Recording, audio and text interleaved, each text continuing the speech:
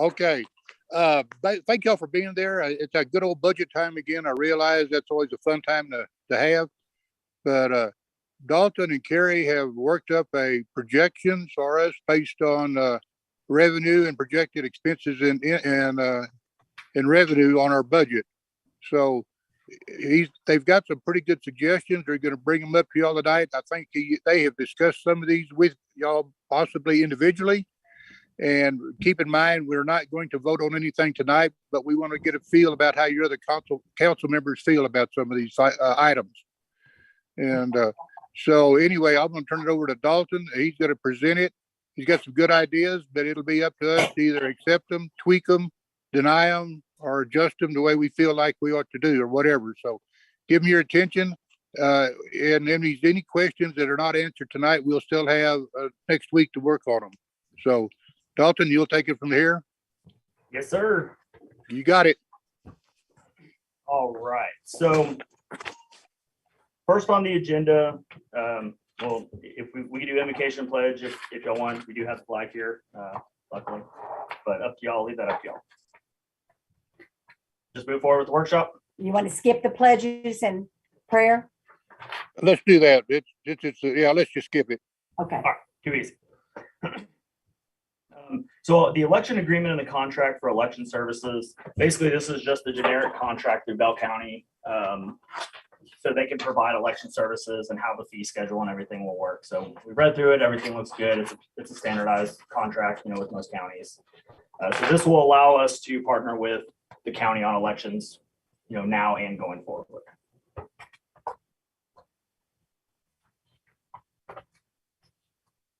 We need to entertain a motion. Yeah, sorry. So this is the only motion for tonight that will need to be voted on and recorded. So moved.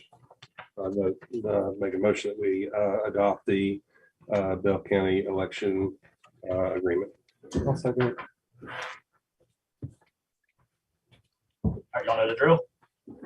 Aye. All in favor? Aye. Any opposed? Sweet. Your choice. No, that one, and that's why we did a special session on this one versus a workshop, because we knew we had to get this one in even before Sunday. So this will allow us to get that in and make sure we get everything on time. All right, now moving on to the fun stuff. Everybody got their packets and have been able to read through the memo. Really on this budget workshop, we're going to kind of go through the memo. We'll drive a little bit. I'm not going to read verbatim. We'll touch on some key bullet points. However y'all want to do it as far as questions, I'd say just stop me and interrupt me and ask questions, when they come up, so that way you don't forget them or have to write them down. I know my memory sucks too. So at any point in time, ask questions and stop, and then we'll kind of move forward. Once we get to a certain point, we'll really kind of let y'all drive. And ask the questions, even more so, and we'll kind of go from there. So, I will read this verbatim. We are pleased to submit the budget for FY23. Budgets from October 1 until September 31st or September 30th, 2023. So typical budgets, we want to do this in terms of the financial responsibilities of the city. How do we build that framework, moving forward for transparency, completing our objectives, and all the various responsibilities and services that we are required to to complete for our city. One of the big I guess a key time that happened this year, we had a pretty busy year overall. In March, I can't believe it's already August. In March, the council retreat was conducted, and a couple of things that big takeaways, both from the directors and from council that really came together, was the mission statement to provide our growing community with a charming lakeside living that embodies our blend of nature and opportunity with commitment to service and integrity. And with a vision, your hospitality destination with endless possibilities.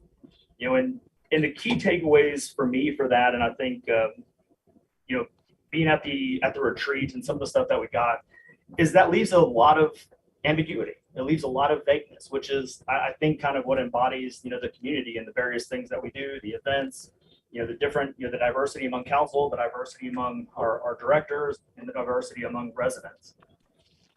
And, it doesn't necessarily mean that it has to go one way. It can go multiple ways. And I think there's a lot of different paths that can be taken. There's going to be a lot of forks in the road, decision points and opportunities, to continue to move in a different direction. And I didn't know Chairman Jimbo was going to be here. So, we appreciate all the residents, coming. A couple of them did. But thank you. But there's one thing he said one meeting, one home rule meeting or sometime after. I've slept since then. But he used the word evolution.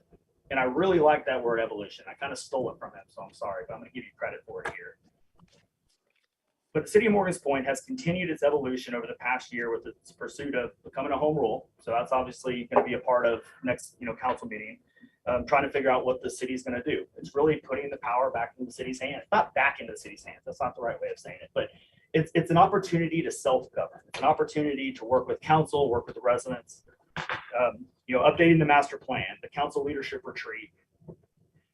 Creating new traditions while bringing back the old ones and enhancing the old ones. That's very important. And I'm glad council members have brought that up before.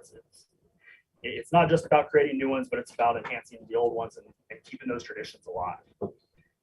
Beginning some new phases of projects and completion of others. There was a lot that happened, throughout this year. There's still a lot of things going on. There was implementations that we did from last budget year that we're still a year and a half, in, and we're continuing to implement these projects as they come. Lead times are sometimes getting worse. We're not really seeing any end in sight at this point. But despite the busy year and despite everything that's been going on, both locally, globally, whether that impacts us directly or indirectly, one of the things I'm probably most proud of as city manager is the motivation and determination, of council and of the NPR team that have really come together to accomplish everything that we wanted to accomplish. I said it a year and a half ago when I came on board. They don't work for me, I work for them. My job here is to give them the resources that they need to accomplish their goals and to make sure that they have everything that they need to provide that customer service and the infrastructure and every piece of service to the community that our residents constantly expect. So during this budget process, we continued to evolve. Last year, we kind of touched on a little bit of getting the directors involved. Kerry came on kind of middle of the year in July, right before the budget. So he was kind of getting his, jumping in, head first, trying to, get all his stuff acclimated, at the same time while we were trying to pass the budget. This memo was kind of a derivative of last year, but we tried to enhance it based off of some of the feedback that we got. There was a lot of time spent on this budget, like any budget. And we're continuously improving it, from our financial state, working on old audits, while making sure that we don't neglect everything in the past. We'll talk about the audits a little bit, at least what we know, and also preparing for future audits, because we don't want to put so much focus into one and then turn around and then, all right, now we're ready for this next audit and oh, darn, we missed it. Or we messed up, we missed paperwork. So we're trying to balance that success, focusing on the future while not dragging our successes in the rear painfully. Approve administrative and operational areas that are working well, and of course evolve ones that are needing improvement. We've had some unique challenges over the year, just like every city faces. The team knows that we're going to take them head on. We're going to own them. We'll hold ourselves accountable. We'll be transparent as we possibly can, to our residents, into the council and to each other, and we'll move forward. We'll own it and move forward. Empower and lead directors, to taking ownership of their budgets, with new expectations each year. Each year we throw a little bit more onto them. We really push them to do a little bit more each time. I kind of started this budget off like I did last year and, stuck my finger in it and messed it all up and said, you know what, I'm going to step back. We're going to let the accounting team, finance team, and the directors work together. And ultimately, this is kind of a presentation of, really looking at it out over the past couple of weeks. But ultimately, this has been built by your team, by the folks that are providing those services, to our community. Building and expanding on our city culture and department subcultures, internally, not externally. Within, cities are unique in that, we have multiple businesses within them, enterprises. And so each department has its own culture, and how that culture fits into the city's culture is very unique at times. And so it's being able to balance and accomplish within each department, getting them up to where they need to be, building the cultures that they need, but also while fitting into the community culture and how that fits in on not just the city hall level or the administrative level, but how it rolls into the community, and council's vision. And then of course, the challenging thing, anticipating the ever evolving and quickly growing region. We're not the only ones in that boat, pun intended, I guess, being by a lake, but it's constantly changing. And so at every turn, something's shifting. When I wrote this, the housing market was doing crazy things, and it's already shifting back into a completely different direction. We're seeing inventory go up a little bit, but that's because rates are going up. And so we're trying to balance all those different challenges going forward. And so there's a lot to consider going into this budget. Like anything we do on any budget, sometimes when we write things, they evolve over time. This process, talking with Carrie and the teams, it's evolved multiple times. It's changed multiple times from when we first started, from what do we do with the tax rate? How do we manage this? What's going to happen in the next 6 months? What is, lead times doing? How's inflation doing? While it doesn't necessarily directly impact our economy or our constituents, it does indirectly in how we do that, obviously is going to have an emotional and physical burden on them. So how do we fix that? So what does this mean for Morgan's Point Resort? And kind of in writing this, in consideration, of course, with the vision that council kind of put forward for the next year, the work plan for 2022, 2023, is finding balance. The most simple way I try to put it is finding balance. Finding balance between easing the burdens, on our residents, while making sure that we keep sight on the future. This year's balanced budget, we're hoping, as we present this, we'll do just that. Well, we know it'll do just that, and we hope that it aligns also with y'all's vision. I won't read each one of these definitions, but we wanted to make sure that there were some definitions in there. So each year we're going to try to add on to that definitions. I'll make sure that on, my awesome acronyms, that will try to define those acronyms a little bit better. But yeah, so, we wanted to make sure that we, put definitions in there, because we know we rattle it off every single day. And so it comes out of our mouth very fluid, and we want to make sure that y'all get it too. So more than likely the definitions will move to the back, kind of more like a glossary in the future. And hopefully that'll help kind of keep y'all on track as things evolve. So major changes that we kind of looked at into this FY 2023 budget was inclusion of the debt fund or the interest and sinking fund, the capital improvement project or construction in progress fund, and then the hotel occupancy or HOT fund. We talked about those last year. Those were some inclusions into the fund, into the overall fund balance. Even though we can appropriate money into these funds and you see them on, let me back up real quick. So as I'm going through this, y'all can kind of reference it. If you pull up your approved a budget proof in your page, it should be like 2 pages before the yellow tab. If we need to get you some cleaner copies, we absolutely can do that. That's a good starting point for right now.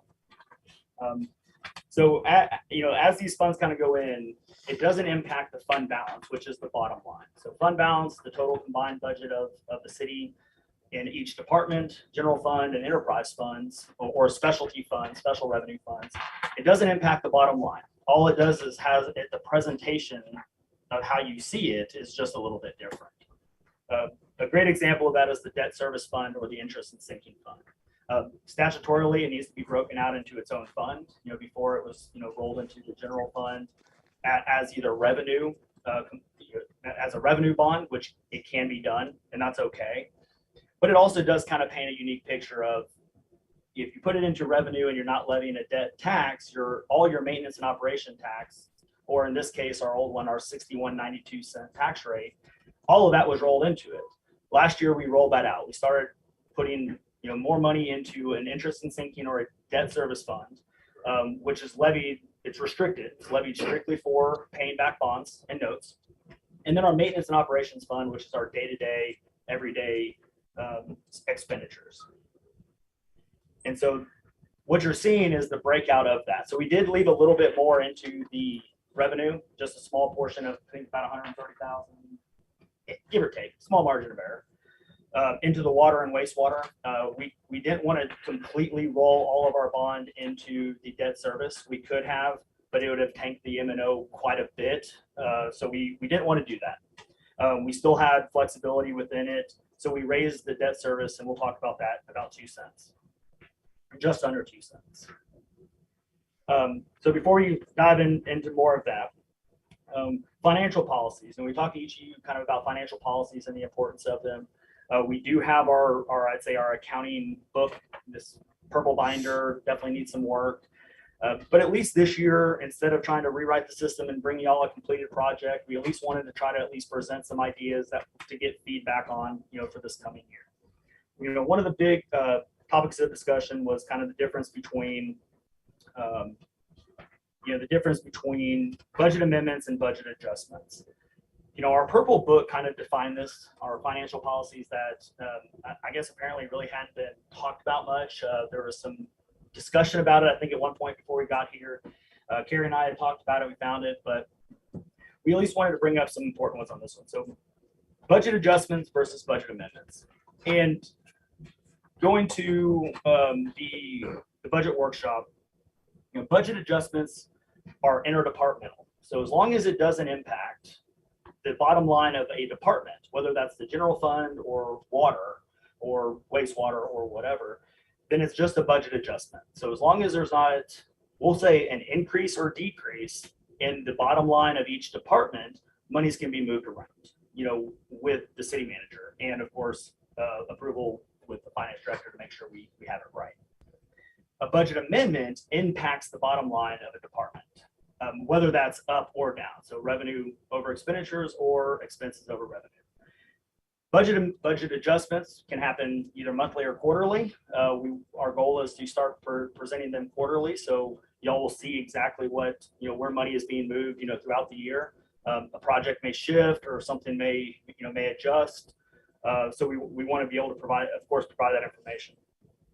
A budget amendment will typically happen at the end of the year. So whether that's 1 or 2 to accommodate or adjust for increase in revenues or expenditures or a decrease in expenditures, you'll typically make those 1 or 2 massive ones either in period 12 or period 13, or throughout the year if we have like a special project or something, or there's like the master plan, for example. We'll tie a budget amendment right into the resolution, so y'all will know exactly what's in there. We may not capture it right away as far as the budget amendment, but we have it, we make note of it, and then come the end of the year, at that point, we'll shift everything out. Because even though we do a budget amendment for something, we may not hit those projections. We may have a project that council says, let's not do, or a recommendation on something, and we may not spend all of the monies that year or that period. And so we may still be under the bottom line, but we still didn't plan for it, so we have it in there. And just to, I know I clarified this with you, when we're talking about budget adjustments, it can only be changed within that department. Correct. So in other words, if fire had 12,000 in supplies, just because it's in the general fund, we couldn't go over to BJ and give him 5,000 of your budgeted money. So it's only within your department or individual departments, Jesse's department or whatever, that those can be moved around. Correct. And there, so that makes it a little bit easier, over time, there can be, but we wanted to at least define it, at what we think, at least for the time being, is going to be best. As we evolve in the financial policies, we can make, future adjustments as needed. Brain fart. So yeah, budget adjustments, everybody good with those? Budget, okay.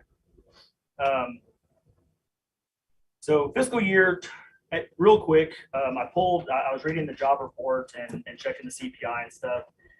And I wanted to bring up the CPI, not from a standpoint of raises or COLAs or anything like that, but really to highlight the burden that our taxpayers are facing on a daily basis. Our constituents are facing on a daily basis.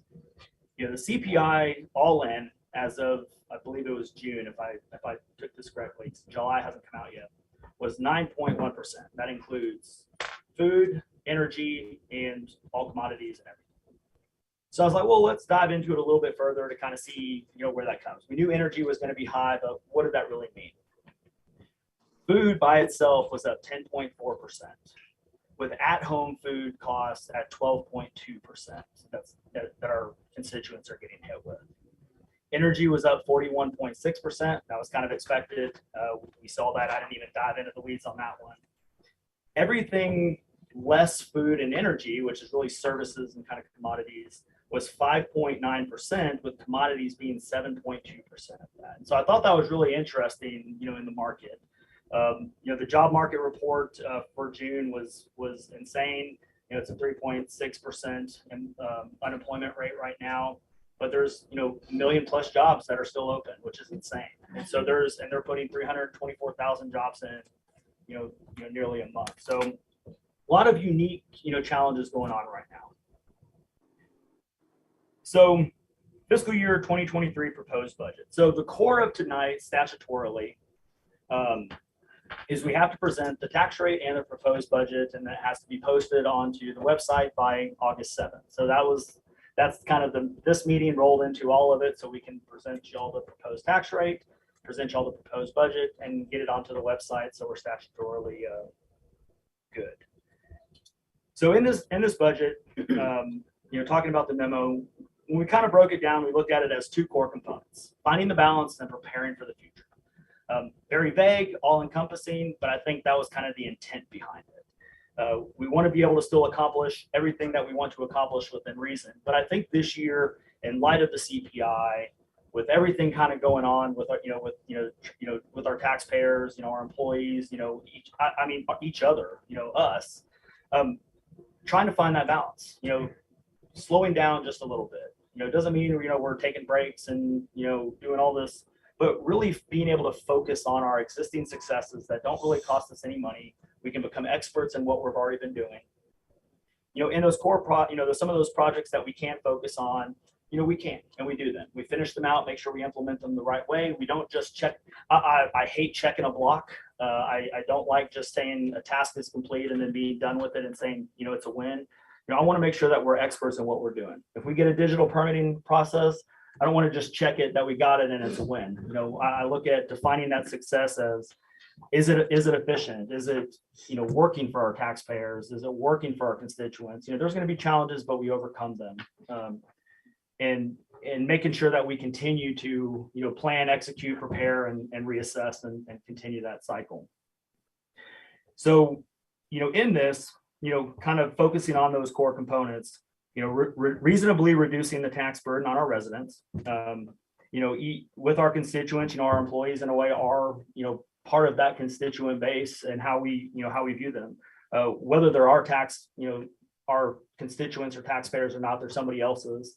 And across the industry, in the government industry, local government, everybody's in the same really challenging boat, trying to figure this out. I know El Paso went down 4.49 cents, but they're like an 80-cent tax rate, so they're insane. Belton went down 3.44 cents.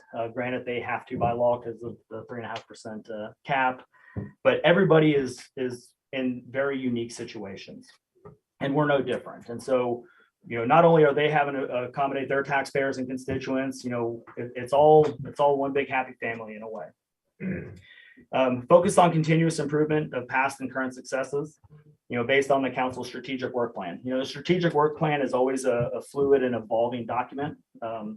Even though it covers for the next year, a big focus was to make sure that we tied, projects into it, whether it was directly or indirectly, based off of those goals of council. And determine essential capital projects necessary to prepare for the future based on that work plan. So we know that there's some things that we can do. We know there's some things we can't do, or we know there's some things based off of how the market's presenting that we may want to say, let's kind of hold off. A big project that we're going to rebid out here soon is going to be the water storage tank. We're getting really creative or trying to get creative like everybody else. And how do we present that? How do we present it to developers and builders and contractors to make sure that, hey, look, we're taking y'all's lead times and everything into consideration, but we also have, important projects that we have to do. There's always a cost, benefit. somebody had once told me, and it really stuck, you can have the cost component and you can have the quality component, but you really want to find the value component. The value is the most important part, and sometimes that's in the middle. A great example of that is our Senate Bill 3 requirement for generators. We're staying ahead of the game on that. We've been, Jesse and his team has done a wonderful job at, not just him, but everybody who supports him as well has done a great job at getting that off the ground. But we're still possibly 18 months out before it gets put in.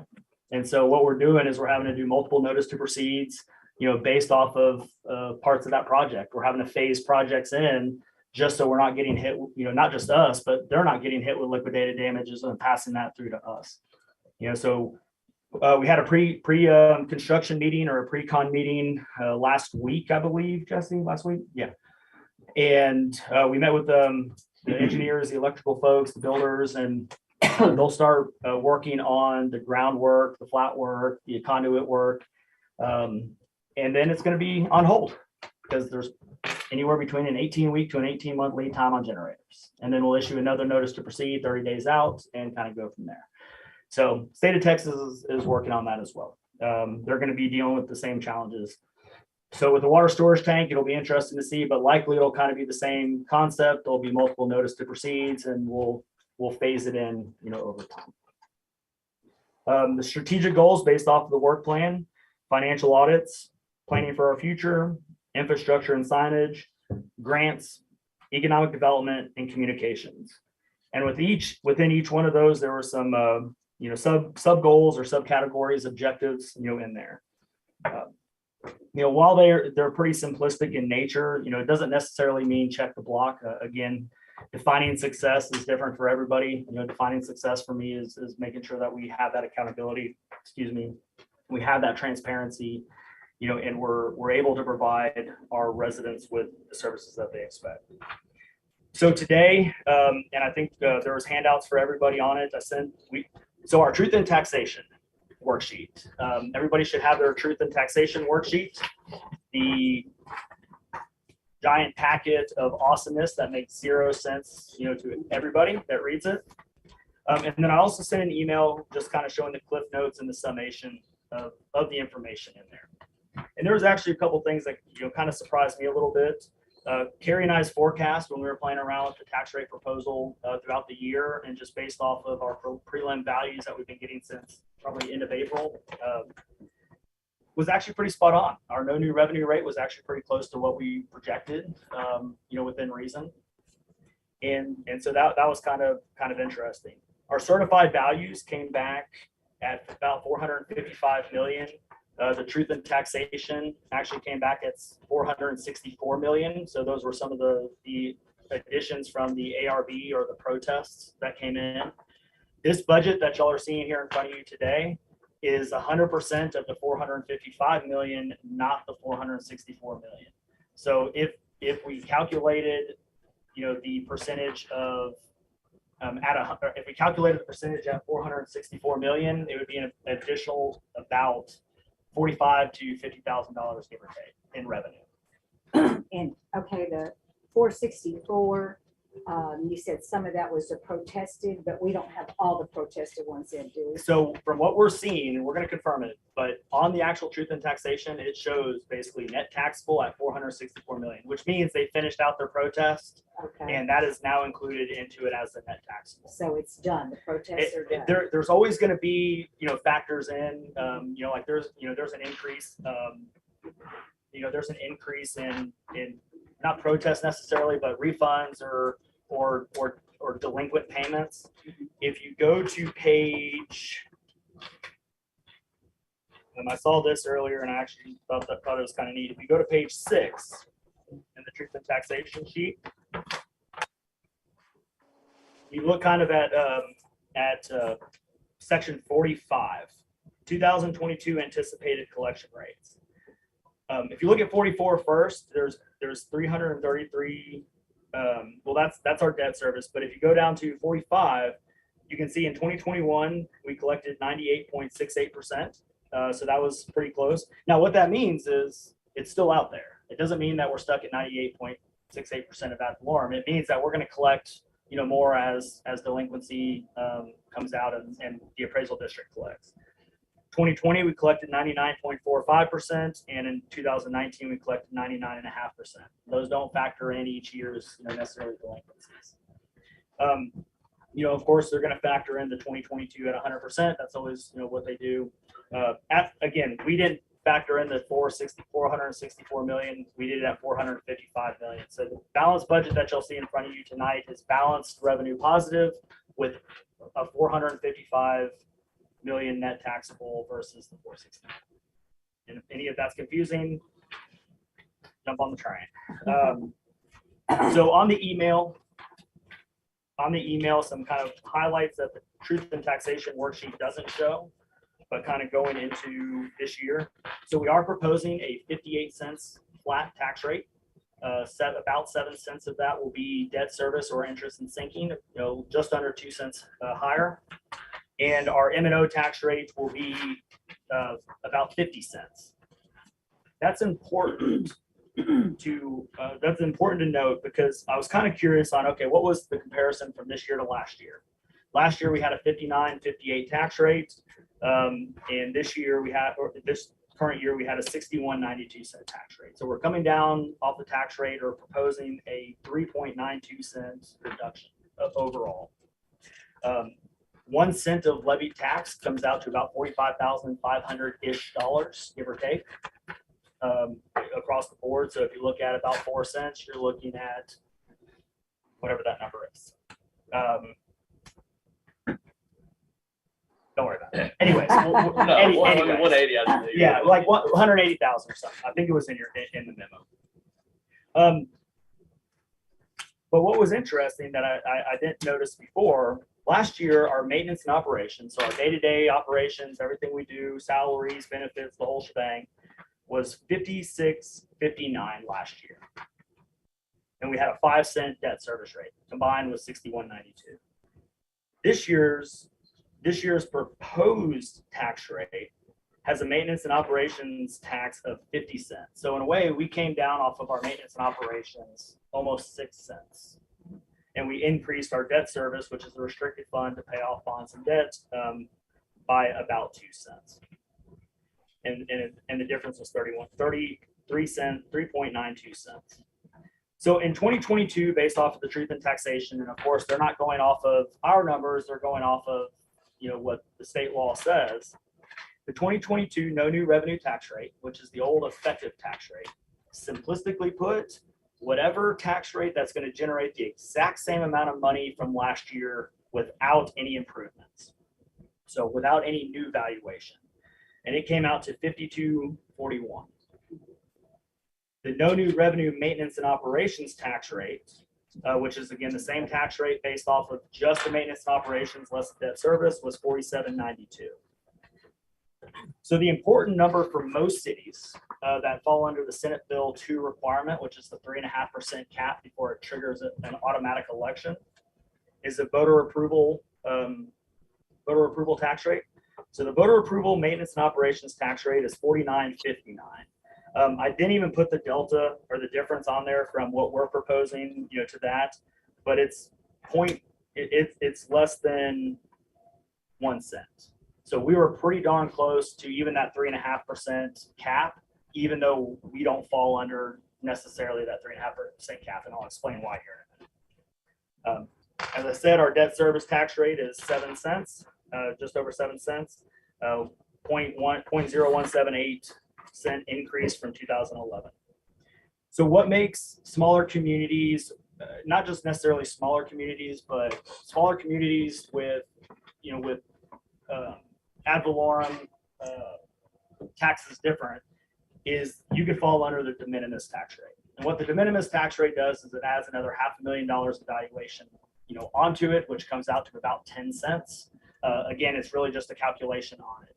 As long as the de minimis tax rate added to it doesn't interfere with your voter approval tax rate or with your, there's a science behind it, then you're good. So our de minimis tax rate is 65 cents, which means that we could go up to 65.79 without triggering an election, and beyond that, we'd have to trigger an election. So because the de minimis tax rate comes into play, it now complicates it because that's what the state does.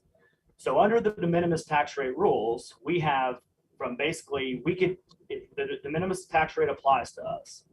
We can say, all right, whatever our no new revenue tax rate is, we could go up to 8% without any issues. No petition, no nothing. That's the original state law before the SB2 requirement came in. The reason why Belton and everybody else went down is because statutorily they had to, and they could only adjust their debt service rate so much. And so they went down to 3.5%. From 8.1% until the de minimis rate is a petition trigger election. So you can go from 8 to de minimis and it doesn't trigger an election. However, if people petition, then they can petition it back down to the 8%. Beyond the de minimis, triggers automatic election. We're going, I didn't even run the number on it, but we're about 3.7% over voluntarily, not because of state statute. We can go up higher if we want, but we came down in proposing the 58-cent tax rate as it stands voluntarily, which keeps us good. Any questions on that one? Confusing? Yes. No, you explained it really well. I do want to say one thing when we're talking about the budget and stuff. Okay, the notice of the public hearing. I know by law they give us the words we have to use, but I've already had people like going crazy with it because the way they word it. And I said that just is what our revenue is because of our new homes and stuff. I think they were looking at the 11.81, thinking their taxes were going. I said, actually, we're looking at reducing the tax rate. Please don't think that has anything to do. And that is So put the word out if anyone says that. And you know, that is that- some that's amazing kind of starting- language that the state terrible. loves It's because terrible. they want to do whatever the hell they want, excuse my French. Yeah. And they want local governments to eat the burden of it through and through. So based off of our tax rate, we're coming down for almost 4 cents, almost $180,000 off of it. So yes, the language is very misleading. I put it in here and it says that this budget will raise more total property taxes than last year's budget by $279,000 or 11.84%. And of that amount, $51,000 is tax revenue to be raised from new property added to this tax year or this tax roll this year. Yes, that is very misleading. Because by lowering the tax rate, yes, appraisals go up and we're trying to ease the burden as much as we can without tanking services and everything else. So very misleading language of the state. Any questions on the tax rate? Okay. So now we'll start kind of diving into each fund. I'll stop after each one, but again, just interrupt me as we start coming up with stuff. And we'll go from there. So general fund is kind of the all-encompassing fund. It houses administration, fire, PD, community center. It really houses all the non-enterprise funds, court. It's funded by ad valorem taxes, which is the primary funding mechanism. But there's permit fees, there's sales tax. Yeah, there's other fees or other revenue streams that are coming into there. And we're continuously improving those within reason. Even though the community center is technically an enterprise fund, it is housed in the general fund. But we could separate it out if it expands, but really it's fine in the general fund, no issues. As we're working through the audits, we've been going back and forth. I'll touch on those real quick, even though it's later on. We've been going back and forth with the auditors. They've been sending us stuff. We've been sending them stuff. And really the core of it is it's in-field work. We're getting closer to getting that one done. And mid-August. Yeah, so mid-August, late August, let's just say late August, but we're going to have this one before the fiscal year, which is initially what we anticipated. I knew I spoke too soon when I said it was going to be earlier. We're diligently working on it. If it gets to a point to where we're continuing to go back and forth and there's no issues, then we're going to recommend Dane come in September and at least speak truth to power on that at a council meeting. And that way you're hearing it straight from the auditors and not just from Carrie and I. If I can clone myself, I will, and then I'll be able to do audits too. But we're definitely getting there. On the general fund, and this is, the other important side. So once the audits get finished, regardless, we're going to be completed with, all past due audits by summer of next year. That's the goal. And then we'll be caught up on the final audit. Hopefully it'll be a clean one, but that'll be October of 2023 going into 2024. And then if that is not a clean one, just simply by nature of what we've been dealing with, then ideally we'll have a clean one 24, 25. But we will be on track, in the coming years. Unfortunately, those things take time, and I wish I could clone myself too. Even though I just screw everything up. So no, I don't want to clone myself. They won't like that. However, with that, we are, especially with this year, with the market the way it is, with projects and the global market and 40-year inflation, all the fun stuff that we're dealing with across the board, it really is kind of the perfect year to kind of go into cruise control. Not neglect, not go stagnant. Continue moving forward, but moving forward at a comfortable pace and making sure that we look after each other and take care of each other, and continue to do projects. And I wanted to talk about that because once we get to the point to where we have a good audit and we start going out for bonds, and start talking about bonds, we're going to have a good credit rating. And we're going to have a good credit rating because we have a good cash position. We're going to be able to spend some time actually focusing on capital improvement project planning this next year, having workshops, working with council, spending a lot more time together in workshops, really coming up with some of the core things that we need to get done for the future. Fixed asset replacement funds, which we'll talk about later. But our cash position of the city is doing really well. When we talk about our kind of daily operating expenditures and what it takes to run the city, let's just say the world fell apart and for some reason we still have to run the city despite everything. We look at it in the terms of a daily operating expenditure. Normally you would cut out all the projects, all the, you trim the fat, you skim it down to the bare minimum that you need to provide services to your community. In the many, priorities of things, we didn't really have time to do that. So we're like, what, let's just see what happens if we pull the expenditures as it is, divided by 365, what would it come out with to include all the projects and everything? And it came out to about $9,200 per day. We're like, yeah, you know what, in the good nature of it, let's round up and see what happens. So we rounded up to $10,000 a day that it would take to run the city all in, or everything all in. And with that, we came out to about 415 days of reserve of rainy day fund. And again, that comes out to about $4.15 million, give or take. That's increased from the 2017-18 audit, and that's unrestricted cash. That's cash that we can do whatever we want with, but whatever what statutorily is, in council's power to do. But we can assign it to any project. That doesn't include ARPA funding. That doesn't include our $2 million bond in there. It doesn't include any restricted funds. That is all unrestricted cash. That's gone up about $600,000+ a little under $1 million since the 17-18 audit. And as we continue to kind of work through some of the transfers, through our enterprise funds and our ad valorem tax, that puts us into a really good cash position. Well, I know one question that I would have if I was a resident. Well, if we have all this money, why are we not spending it, and what do we have to show for it? Great question. But I think the bigger picture is this gives council and the community a really great opportunity as we start capital improvement project planning, with transparency, with the debt falling off. The first older debt, the 2005 bond, will fall off in 2025. And fixed asset replacement fund, or FARF fund, I like that name.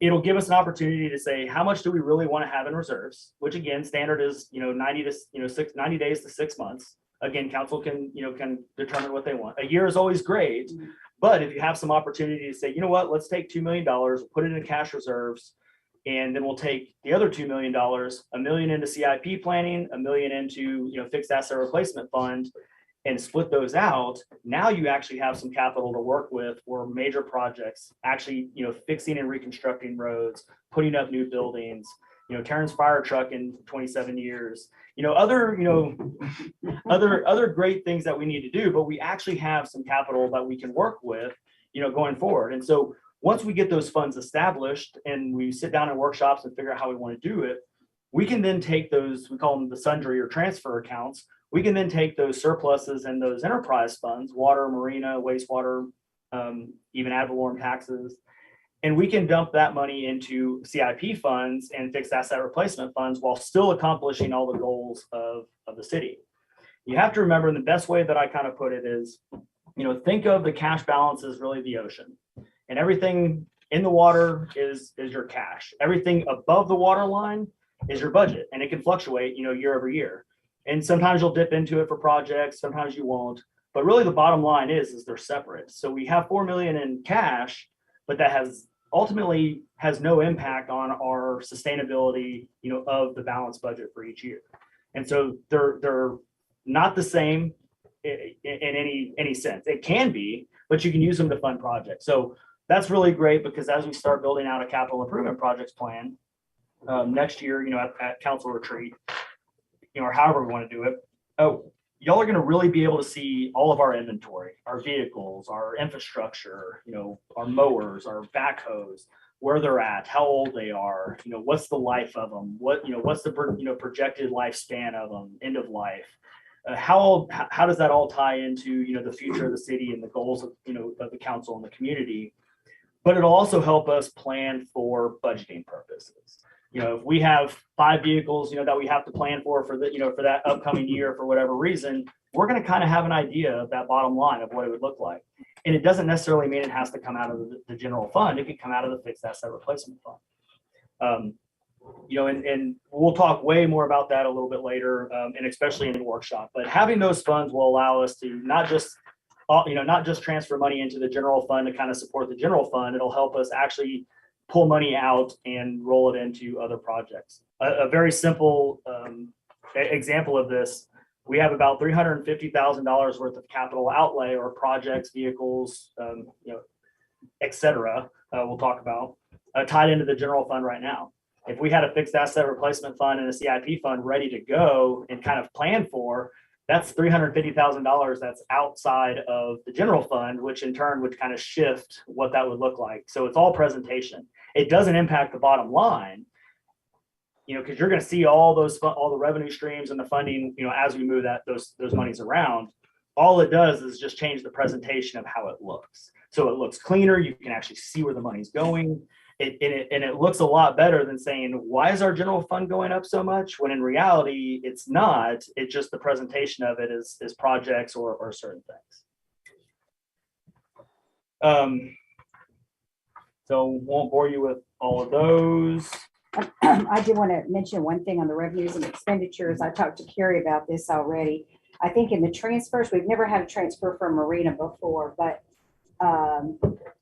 We had a small one last year. yeah, it was real, like 12,000, I think. And then prior to that, I don't think we had anything, but my question to Carrie was on the Marina, it's at 15.87% of the revenue, and the water is 4.45. And so I think there's some little disparity there. So I think he was just going to. Yeah, we can clean, and that was a great point. Carrie and I talked about that, and we can clean that up. And once we get to the CIP and FAR planning, that's really going to help, because then the transfers will be surplus at the end of the year. I mean, really, at the end of the day, the transfers are kind of a moot point. We could not even do the transfers. They would have massive surpluses. It wouldn't impact the bottom line. And then come the end of the year, you budget amendments and roll those transfers into a CIP or FAR or general fund.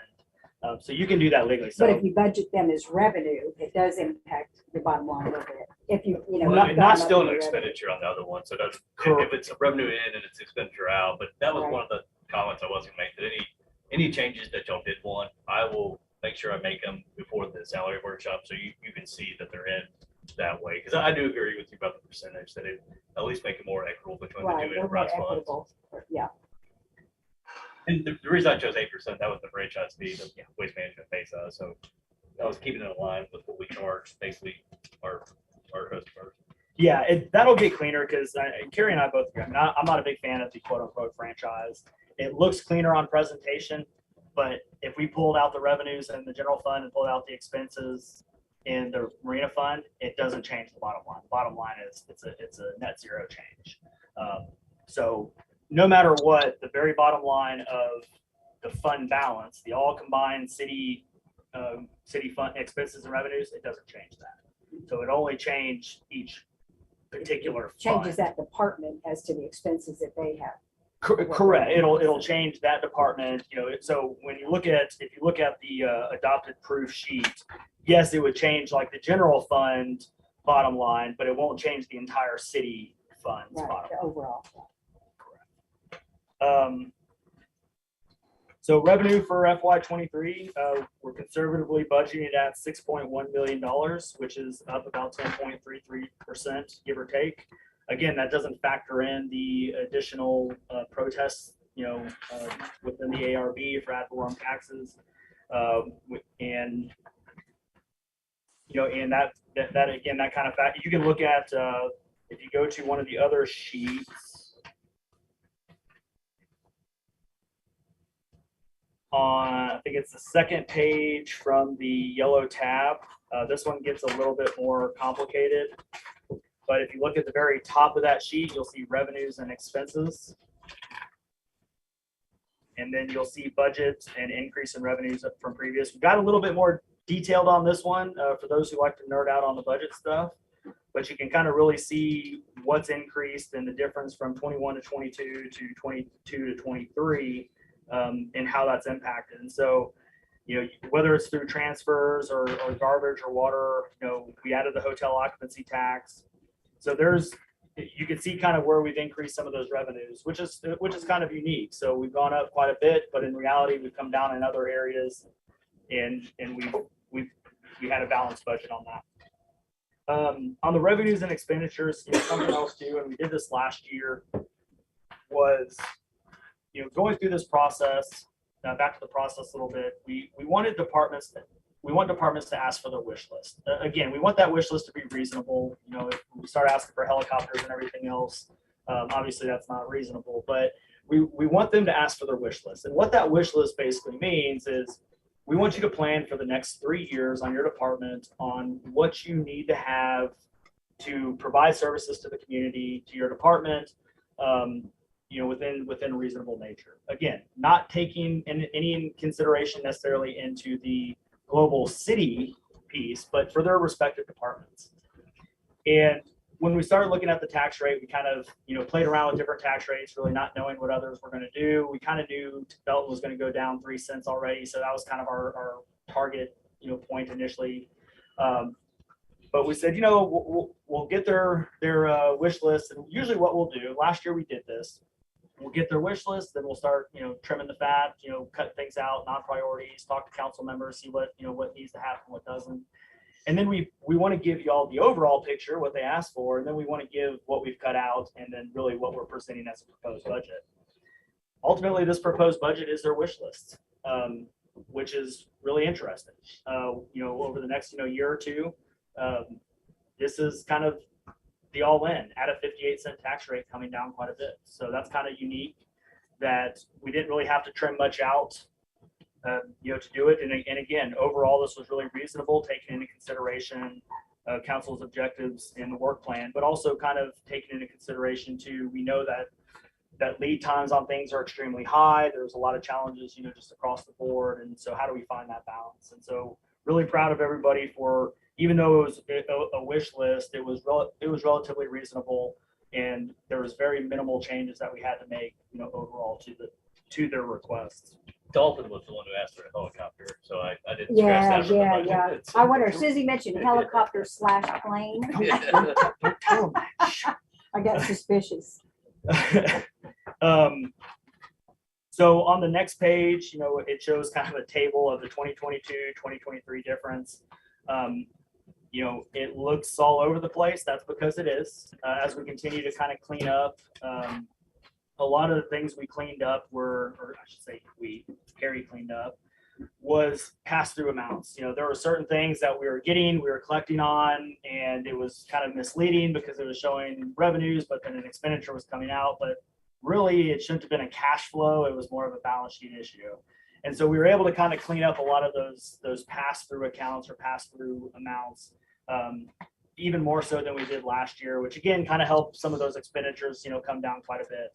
I don't think we really even know how much we've kind of trimmed up as far as expenditures, just cleaning up the accounting and the books.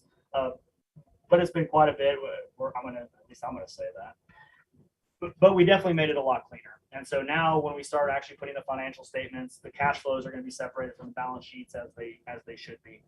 And you're not going to necessarily see those as cash flow issues. So yes, these are all over the place as far as revenues and expenditures. For example, like the PPF, which is kind of the city council fund, it's up 55%. I wanted to put the dollar amounts in there because obviously percentages can be very misleading. And we didn't want that to happen. We just didn't want to provide any misleading information, but that's okay because there's things that we moved, in certain accounts to other accounts. And as we continue through this process each year, this number will stabilize. And not stabilize as far as the increase, but it'll stabilize as far as you're not going to see those massive fluctuations, among each department. Those are going to get cleaned up as we continue to go through this. Are there any specific questions? Now we're going to go through each department. We're not there yet. This is kind of the high level overall, just general fund. Any questions so far? Perfect. So salaries. In this budget, we went ahead and built in a 10% buffer or a 10%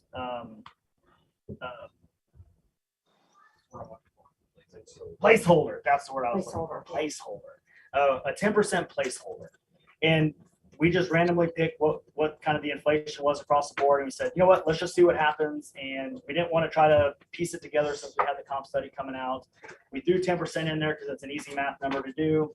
And we tied it to salaries, we tied it to benefits, we tied it to FICA, Medicare, all the retirement, everything that the city owes, for our employees. A rough number to really project is salaries plus 33%, give or take, is what an employee costs. So if whatever their salary is plus 33%, that's really small margin of error is what it's going to cost the city to hire or have that person on staff. Pretty close. We did get the results back. We're kind of cleaning it up for presentation purposes. Unfortunately, we weren't able to get her to do it yesterday. That was my bad. And so the 16th of August is what we're looking at. But I still wanted to talk about it, and that's why I had sent y'all the Morgan's Point Resort, compensation study piece. Not necessarily to dive into the weeds on it, but to kind of show you the pay grades that kind of came up with, or that the study kind of, elicited. We had 16 out of the 20 cities respond, which is pretty good. We did pull out of managers and really higher level employees. We pulled out those big cities that were, potentially going to be, have a larger impact on it. So anything that was kind of an outlier or that would have painted a negative picture as far as too much increase or too much decrease, we pulled those out on both ends of the spectrum to make sure that they were as balanced as possible.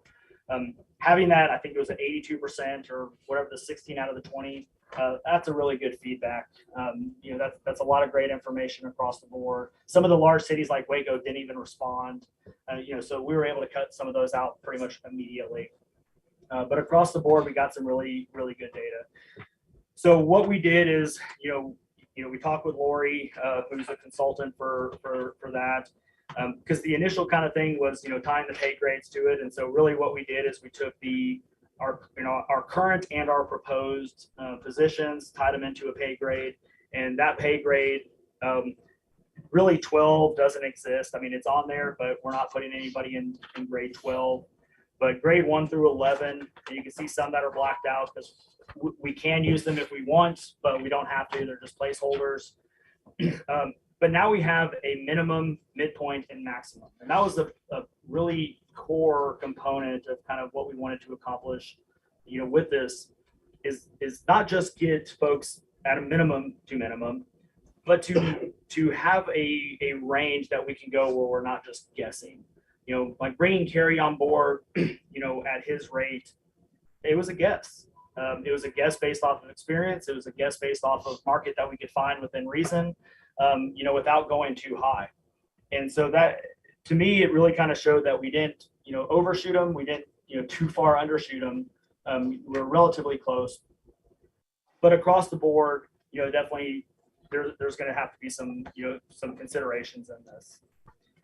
So I at least wanted to give this to y'all so y'all can kind of see what we're going to look at, on August 16th, at the compensation study, and we can kind of discuss it further if you want. And the reason why I wanted to show you this is, excuse me, we're looking at, I don't like the word step, but this year, we got the mid, and max, and we tied it to a 20-year step.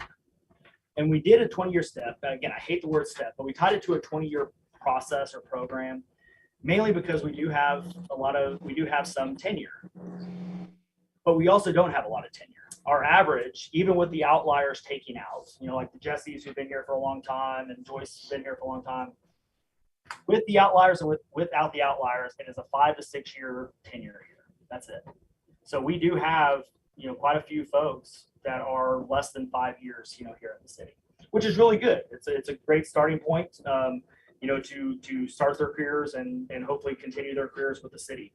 I thought it was going to be a lot higher than that when I ran all the numbers, when we pulled all their dates of hire and started looking at it, even with those, who have been here for a long time, it came out to just under 6 years for tenure within the city.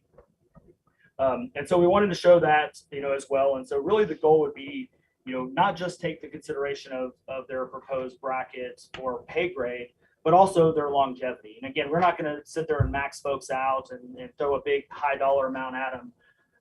And so that's why we looked at 20 years initially. And then that'll give us some opportunity over the next couple of years, to see kind of what the market's doing. We can kind of adjust that down to be a little bit more equitable across the board. And as it stabilizes, over the next 3-4 years, then we can, again, get with council, kind of reevaluate what that looks like and how best to move forward. So again, wanted to bring that up so y'all can kind of start digesting some of that. And also to highlight the fact that in this balanced budget, with the revenues and expenditures, with the 10%, placeholder in there, if council goes with the plan, it's not going to go over at all. Nothing. That 10% placeholder, that balanced budget, with the salaries and everything that we'll discuss on the 16th, it's not going to go over that proposed revenue and expenditure. That balanced budget is the balanced budget with the future of employees. And in full transparency, not every employee is going to get a raise. That was kind of the core of this. We knew that there were some that are above, I don't want to say above market, but the threshold is between 90 and 100% or 110%. Not everybody. There are quite a few, about half, that are under minimums, and there are some that are have a larger disparity, even within their pay grades. So there are going to be some folks that are not going to get any raise, any COLA or anything, because they are so far above within that market of where other folks who are not in that market. Dalton, are you going to have the proposal for us there? Okay. Yeah. So because I know you and I talked, and like, for example, Camille, since she's sitting here tonight, her salary compared to someone that doesn't have as much responsibility, she was making less. So those are the things I really want looked at, and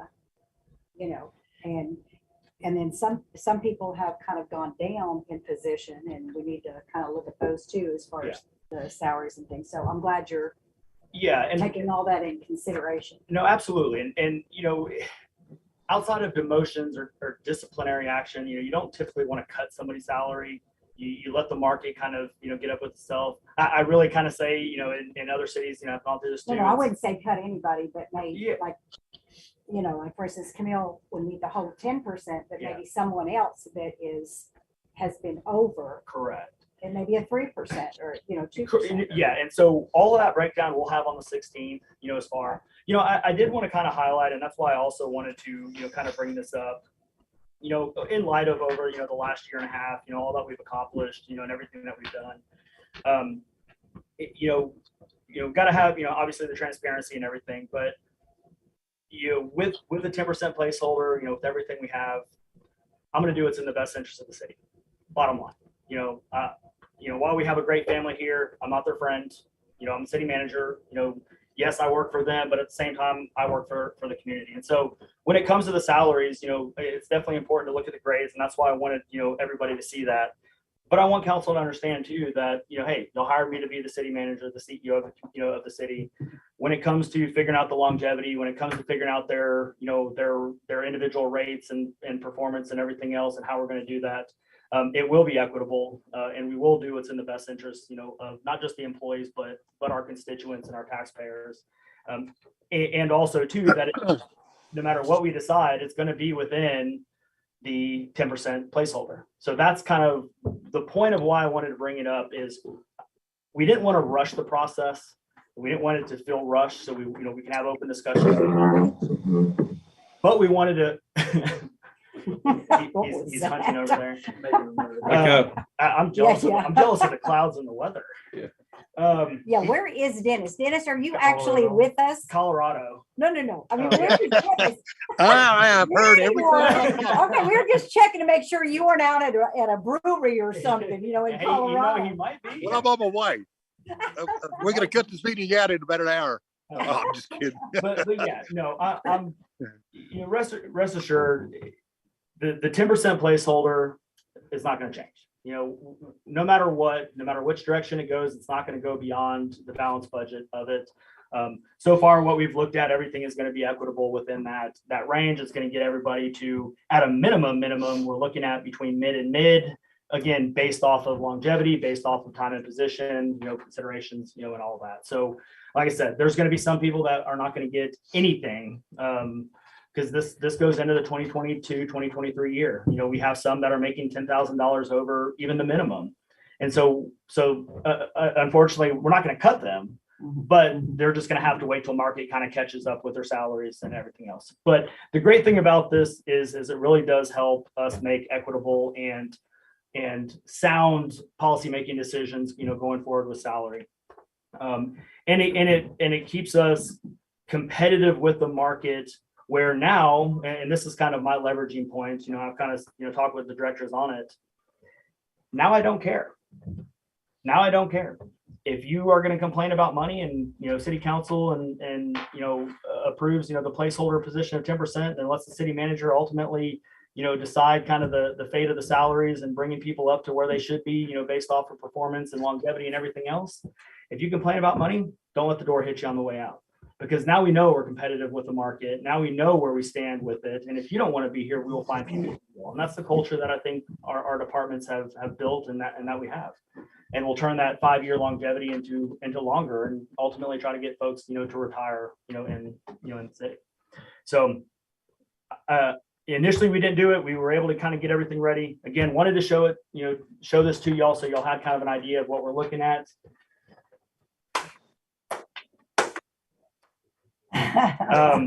Wanted to show it, whatever, everybody what we're looking at. But also when we start talking about the 10% placeholder, which we're done talking about the 10% placeholder, that whatever is decided on that is not going to change the bottom line on the expenses and the revenues. And I think that's the most important piece, is we're going to be able to get everybody up to where they need to be, equitably, without touching the bottom line presented in this proposed budget.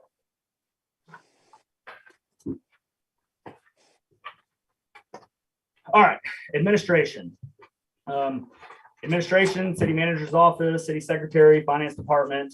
The combined total of it, I know there was some confusion on this, the combined total of all the full-time equivalents in there, full-time employees, is 8. It also does include court and administrative services. So yeah, definitely we can add some more stuff to that. But again, we put the numbers on there, 14.82%, increase 115,000. Some of those percentages, we've looked at again. We want to reevaluate some of this as we get better. The goal is going to be to present the department's budgets based off of, I'm going to say line item expenditure, painfully, but only ones that are major areas that are over or under 10%. So that way y'all are seeing specific things on, okay, let's say computers and software went over 10% once it stabilizes. Well, now you can say, well, we're getting, we need new computers, or we need this. So y'all are going to really be able to kind of paint a good picture of each department. Again, we're getting better at that. We didn't want to do that because if we started going over and under 10%, where we made changes, as you can see, it was all over the place, which means we'd be going line item by line item on the 75-page document. and that would leave for a long night.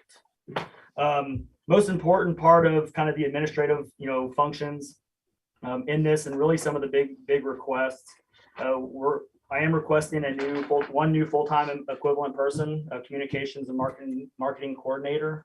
We kind of talked about the communication piece at the council retreat and talked to each of y'all kind of after the fact. It does tie in, directly with some of the strategic goals and goals 5 and 6. One of the kind of big pushes for this and the rationale behind that this year, we have a great volunteer base. We want to enhance the volunteer base. Our goal is not to, I've already gotten my life threatened by Jaman, about volunteers anyways, but rightfully so. We don't want to give up our volunteer base. But what we want to do is we want to enhance our volunteer base. We want to be able to provide better resources, to them. We want to make sure that the services that we are providing to our community are sustainable for the long term. And I use Jaman and Dorothy, who've been doing the website for a long time and have done a wonderful job. They've increased viewership, over 15%, 20% probably even. And the concern is not them being able to do it. The concern though is if for some reason they're out of town, or Jaman is, having to, take care of just home life and just enjoy life, or then there's a gap. And when those Monday notifications go out and they no longer go out, unfortunately, those are the things that'll take a hit. And those were a concern that I addressed with Dorothy, Jaman, I think I read Jimbo the Riot Act at one point, on, communication stuff. Is I want to do more on communication, but if for some reason, things don't work out, or they fail, or they move on, or, Jimbo moves, or Jimbo decides to, not do stuff, I don't know, he could just, decide to go mountain man, and leave. Then it leaves the gap in communication that our citizens expect. And so communication and marketing person ultimately sets the foundation for not replacing the folks that are doing it, but enhancing what we've already been doing, through graphic design, through videos, through I will say event planning, but helping coordinate events, a whole slew of things, monitoring Facebook, being able to respond to communities' needs. And while we've been doing a great job without it, really working with Dorothy, Jaman, Linda, Jimbo, and everybody, it's really highlighted the fact that, it's one more thing that's kind of been thrown, at me, which is fine. That's what I'm here to do. But when it comes to press releases, when it comes to certain things, when it comes to all this, my phone blows up, on the events, where now I'm losing focus on, some of the core things of notification, while I'm trying to help manage the decision-making process on what do we post, how do we post, who we talk to. Some things on the media, can slip by. Taryn does a wonderful job at coordinating with the media, but sometimes that messaging gets lost, with us, and we want to make sure that the messaging that I get and Carrie gets and the messaging that y'all get is consistent. And again, that's just one piece of it. Well, like you and I talked about, I do have concerns about it because in the last year and a half, we moved a position to an accountant, which was a great decision. I supported it, but that cost us like an additional $30,000, well worth it. But then we also created a grant/finance position. And then we also brought someone in that was part-time, and for over a year, she's been full-time. So we've added 2 people and a position upping at $30,000. And we're kind of a small community to me to have this. A couple of communities that I check with, Salado has something similar to this, but they pay for it out of their HOT program, which is hotel occupancy tax. I had to find that out. I didn't know what HOT stood for. I thought it was Heart of Texas. But so and of course they have hotels there in Salado. So they, and y'all are doing such a great job of getting together, and identifying, the bed and breakfasts, and we're moving really good in that direction. But right now, that 10,000 or so that we budgeted is going to community activities. So we don't have the fundings that some of the other cities do. Temple uses their tourist fund. So I do have concerns, especially since we've added, and especially in this climate of saving and everything, and what it's costing us, and adding 2 new positions and bumping a position up a lot higher in, a year and a half. I do have concern about that. Not the need for it, or I support great communications. It's just, a city of 5,000, most small cities don't have this, or if they do, they have a funding area for it. So that's just my concern. No, absolutely. And those are some of the, concerns that, I've addressed with the team. Carrie and I have talked about, extensively. And I've talked to our volunteers. I've talked to our volunteers about it. Because again, that's a huge impact. We got a lot of feedback, from those volunteers, help Linda even, from the EDC side and, Lynn Milem. I mean, we've talked to quite a few people on really, weighing the cost benefit. And, we've kind of talked a lot about, how our community is very unique. I know, Chairman Jimbo over there in the home rule, we've talked a lot about, uniqueness in our community and how we aren't, even though we're a smaller community, we're not like a lot of other cities. We're on a lake, we have, provide different services. And so that uniqueness alone, in a way, is kind of the driving force where you're right. Normally in other cities, I probably wouldn't even recommend a communications and marketing person. One of the big, feedback things I get, and I've talked to, each council member about it before, is the community involvement in the city is unbelievable. The good, the bad, and the ugly, which is amazing because we get so much feedback. We get a lot of, feedback from that. And so that was kind of the driving point, before it is our residents expect communication. We know that. And so because of that, I was like, let's take the risk and do it. And we definitely feel it's needed. And as we started kind of opening the doors on the notifications with, with the emails, I think it's kind of, I've taken it to heart on the uniqueness of the community, and that it is different. It is unique. And while we are small, that communication piece is bringing in a lot of folks. Code Red is a great example. I would love to kick the Code Red process off.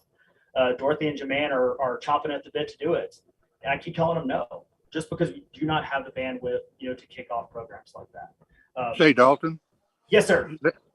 What about, since we may not do this right away, but what about coordinating this personnel or this person with the EDC and maybe do a split deal? Because they could use somebody like that also. A communications person. Is there a possibility we could do that possibly at a later date? Yes, sir. Absolutely. And so great point. And that was something that, we could consider with, with the EDC. This person could be multifaceted, get them kicked off into the city, and then there could kind of be the administrative services fee. Well, the EDC has a person, so they contract with somebody and they do like 2 Yes. posts a week or something. They do, they do their webs, they do some coordinations of that.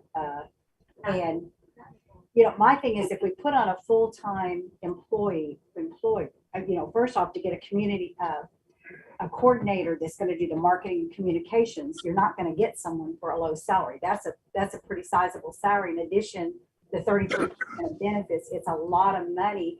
And, maybe we could start into it slowly, Dalton, or maybe even part-time or something, but to jump in, and I don't know what that salary would cost us, but like one of our lowest employees is, almost $41,000 with, today's thing. So, and then in addition, 33% of the benefits. So, you're looking at easily $60,000. And so it's just kind of a big hit in a small town all at once. I'd rather see us kind of explore. 60,000, Pardon me? only about 40. Oh, no, I'm saying with the benefits, because he said 33%. So you've got to take, say you take $40,000. You got the benefits, yeah. And then you have the benefits to it. You're talking $50,000, $60,000 easily. And so anyway, maybe we need to kind of get the feelers out there, because once again, like you said, we don't want to run off our volunteers. And we have the most amazing social media people in this city. I mean, between the website and EDCs and the fire department and the police department, and if we do the Facebook page, I mean, we have a lot of wonderful social media from our volunteers. So I'm just saying at this time, especially with adding 2 new positions, in the last year, and I'm all for Carrie bumping up to assistant city manager. I mean, I think that's fantastic and we need to do that. But I just feel like it's a lot of money that to just jump in. Maybe we need to just kind of get our feet wet a little bit. No, and I absolutely understand the concern. That's one of those kind of positions in this time we're talking about everything. It's like, okay, can we do this? I can go 2 different directions on it. Like I said, I mean, it could be an area of compromise. Part-time, looking at the job market, part-time is especially in very unique niche positions like that, you're you're all, I want, to me, I won't even look at part-time. And the You reason. can look at contract labor. And honestly, I won't, and I won't even look at contract labor. Contract labor, they're working with multiple folks, you're not having to do a lot of different things. And to me, that's one of those areas where having that kind of that dedication to it, that provides some benefit and value. So, definitely something we can consider. I will leave it at that, at the cost of it plus benefits and everything is built into that bottom line. What did you build in for this position? I think it was 55 plus benefits. And so 55 plus benefits built into the bottom line. 55 plus benefits? 55 plus benefits. But it's budgeted for it. Yeah. So if he feels like there's a need for it, that's it. Is it a want or is it a need? I mean, nothing will ever be a need. Nothing will ever be a need. I mean, the complete opposite end of the spectrum, we could trim everything down. We can go to bare bones, contract everything out. I mean, I'm resourceful. We'll make it work. But We're not in that position. Yeah. We're sitting in a pre-position. I'm So- just strictly talking about this one position. And then also, what's the climate of the community as far as saying, we're hiring a, well, I mean, But that person would be coordinating all of the volunteers. yeah. Well, so and again, The point is, it that is- the volunteers, there's only like 2 or 3 volunteers that are consistent. it is. I mean, No, I don't. Our volunteer, I mean, look at Karen Steigner. She's been consistent for years. And I mean, with the fire department. I'm just saying, this is my opinion and I'm just going to express it, but I do have concern about paying $55,000 plus, when we've hired 2 people within the last year for that same department and I raised the salary 30,000. So, I'm a steward of the city's, finances. So I just wanted to bring my thoughts to, no, no, absolutely. Like I said, it's this is ultimately what we present the proposed budget as it is. Ultimately, council's decision, on what y'all want to cut, what y'all want to do. Dalton, on this, and I'll just kind of throw my 2 cents in. It's not a pro or against, but I guess the volunteer, have you bounced this off the volunteers that do some of this work, or the EDC? Are they in on this need, or? What do you think? Yeah. The volunteers are getting burnt out. Yeah. They're saying, because we're doing so many things and let's do this. And the coordination between all the volunteers is not there. I'm not seeing that, to be Well, honest with and you, because I know most of the volunteers. I've and heard, they've never I've heard expressed- both. I've heard they both never sides. expressed that to me. I know one of the concerns, was, oh, this is just an opportunity to run off our volunteers, which that's not it at all. Another volunteer, I don't want to say is necessarily maybe express burnout, but definitely just frustration sometimes, and sometimes they can't get a hold of me, so sometimes the frustration's with me, but so I see both sides. Like I said, I mean, to me, it's just one of those things, and I would say that my biggest concern would be, and again, in the kind of the what if world of things. And I hate to use the word over reliance on volunteers because we love our volunteers, but we don't want to burn them out, whatever that means. But if, for example, Joanne and Dorothy don't want to do it anymore, they're just like up and done. The first things that are going to take a hit are website and the notifications. And so the pulse of the community, it can go either way. They could say, we're okay with that. We don't even read it anyways. And that's okay. Or the pulse is, hey, we've been expecting this and we haven't got it, and then it kind of falls off. But unfortunately, those are going to be the things that, I've already expressed to the volunteers on, hey, if we do this and we want to keep this going, and that's my biggest concern would be is not to replace volunteers by any means, but fill the gap. So for example, on the notification system, or, getting the pool marketing, up and running. There's so much coordination. The July 4th event, was amazingly done by volunteers, but there was little things that we kind of identified, graphics and video and, other, so there's things that we could outsource in a way, but by the time you start outsourcing all that, it gets complicated. There's a lot of moving parts with it. like I said, we make it work, and we're going to make it work until it doesn't work anymore. And so this is kind of that proactive edge to, get somebody in, to do that. And to the mayor's point, that's something that we've talked to the EDC briefly about on contracting services with the EDC to offset some of that salary and benefits. And, from at least from what I can tell, they're amenable to it. They're paying what, $6,000 a year or $3,000, 36. I don't know. It was somewhere in there. Yeah. But then again, that's why I was asking about what did you bounce this off some of the volunteers and such, because we talk about volunteers getting burnt out. And if you continue to go to the well does run dry on volunteers. And that's the problem. They And, love what they're doing now, but and I'm just wondering if this more. might lessen their burden I and might think so. give them. Stop anybody from volunteering. to help. no. It doesn't. It just makes someone responsible for that. And from my perspective, it's all speculation and subjective. The only thing I can speak on, on it, and again, volunteers are a great, amazing asset to the city, but they're not employees by any stretch of the imagination. And so when I'm looking at it through the lens of the taxpayers, I'm looking at it through the lens of what our constituents and council and the residents expect. And just from the priority standpoint, I know that if we do lose volunteers for whatever reason, and again, right, wrong, or indifferent, for whatever reason, priorities get cut. And those are just the unfortunate things that do get cut. If it wasn't for the volunteers, the website would be minimally improved. We probably wouldn't have the viewership that we do. And the notification system would not have been up. I mean, a newsletter is something that we really want to do. I can't even find a volunteer to want to do that. And there's no way we can take that on right now.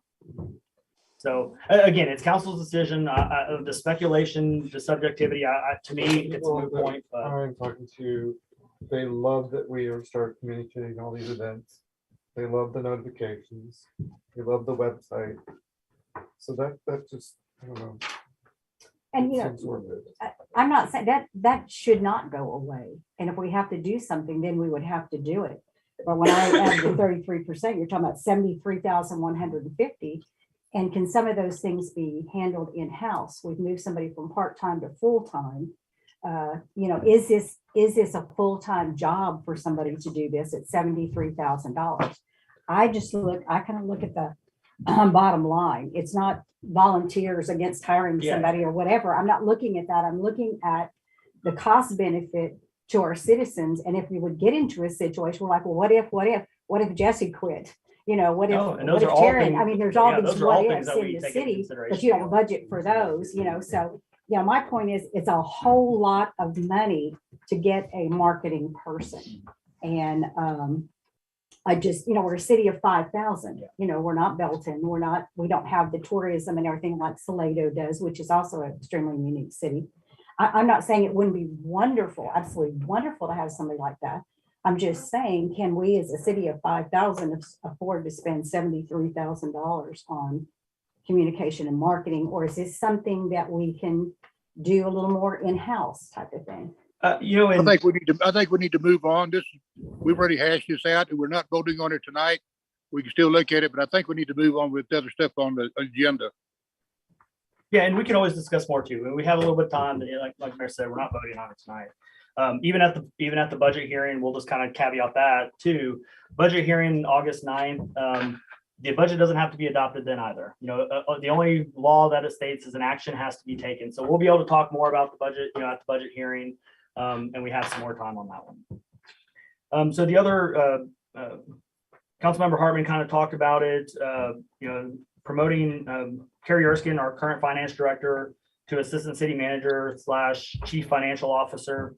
It is a unique position. I think in a way it kind of ties into the nature of the city and kind of where we're going. My phone constantly rings. It's part of the job. It's nature of the beast. I know a couple weeks ago it was pretty much 5 nights out of the week, plus some weekends. Again, that's what I signed up for.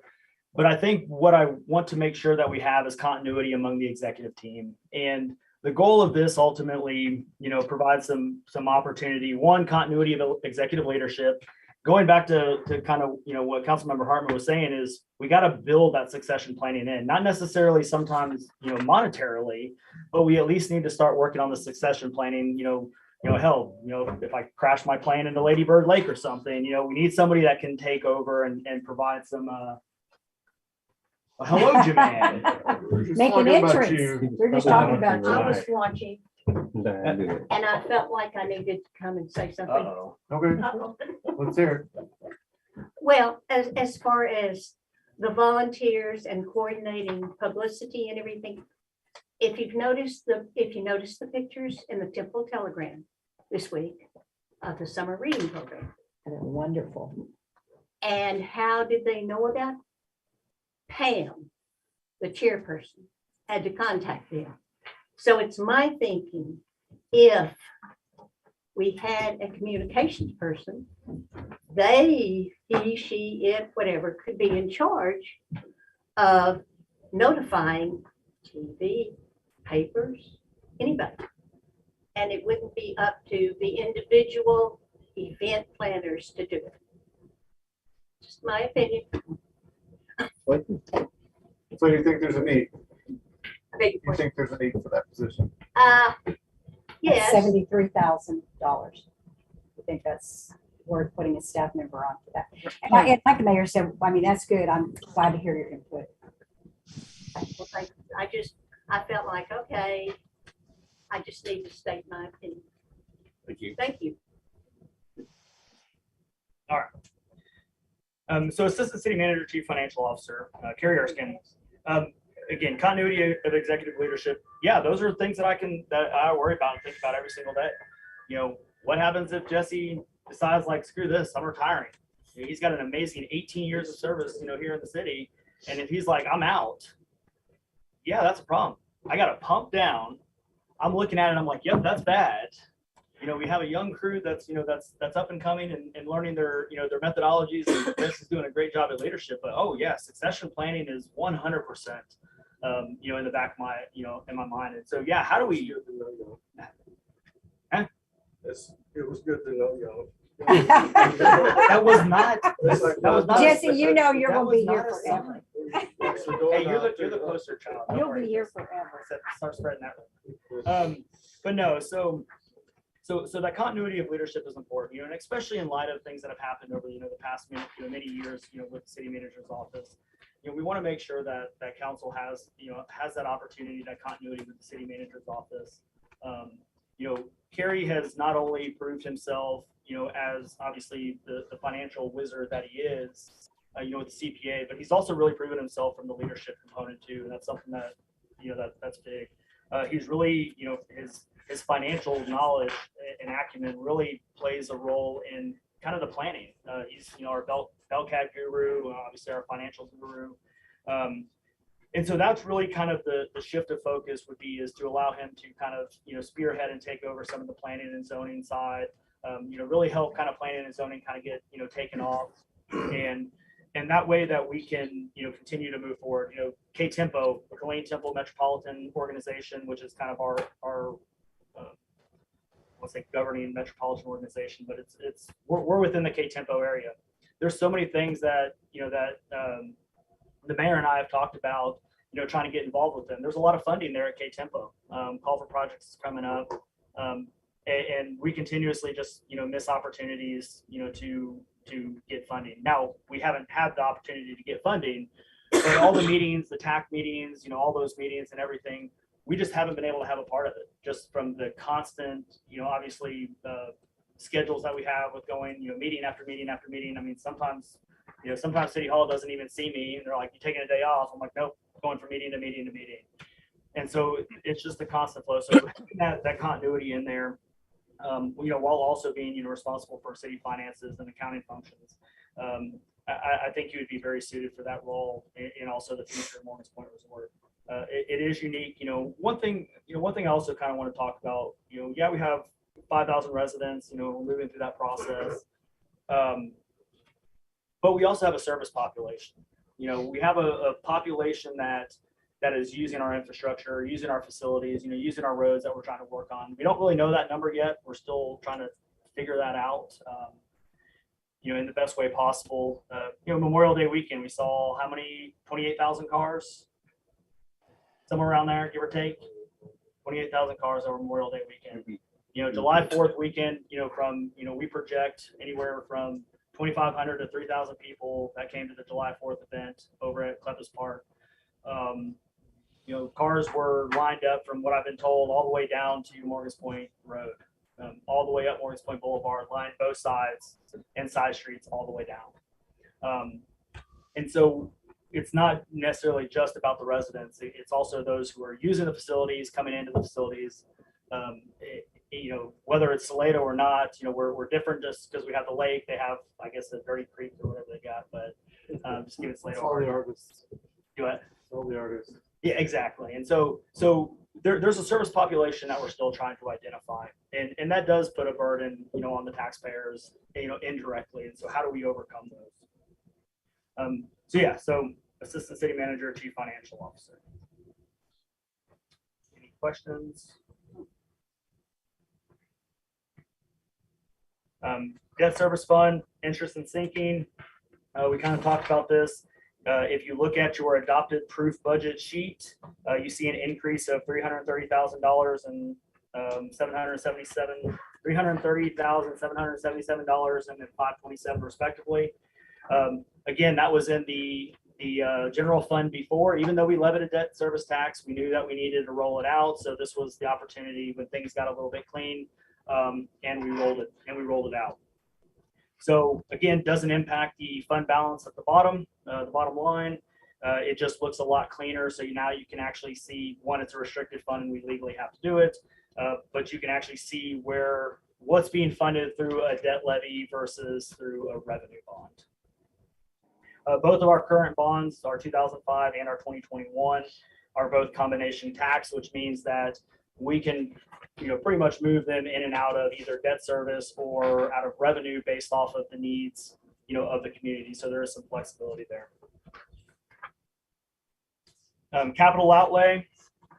Our capital outlay, if you go to the third page before the yellow tab, if you remember, I know we've all slept since then, and excuse me. You can see our budget FY 21-22 and our FY 22-23 proposed. We Carrie first developed this last year, and this was that sheet that showed, very vague descriptions of what was being, budgeted for. Obviously, we rolled that one off, and so now you actually get to kind of see it. So on the column to the right, you can see that a good portion of Yeah, because What this is this. You're talking about Usually the it's on capital this side. replacement? yes, this one right here. Okay. Yeah, Well, yeah, that's- this is like the capital. Okay, Yeah, the okay. capital. Yeah, I call that capital replacement. Okay. So in this capital replacement, capital outlay kind of sheet, and again, this ties into both replacement and capital projects that are new. So if you look at the far right column, it's the exact same sheet that we budgeted for last year, and you can kind of see, well, you can see the ones that we did 100% on and the ones that we did not.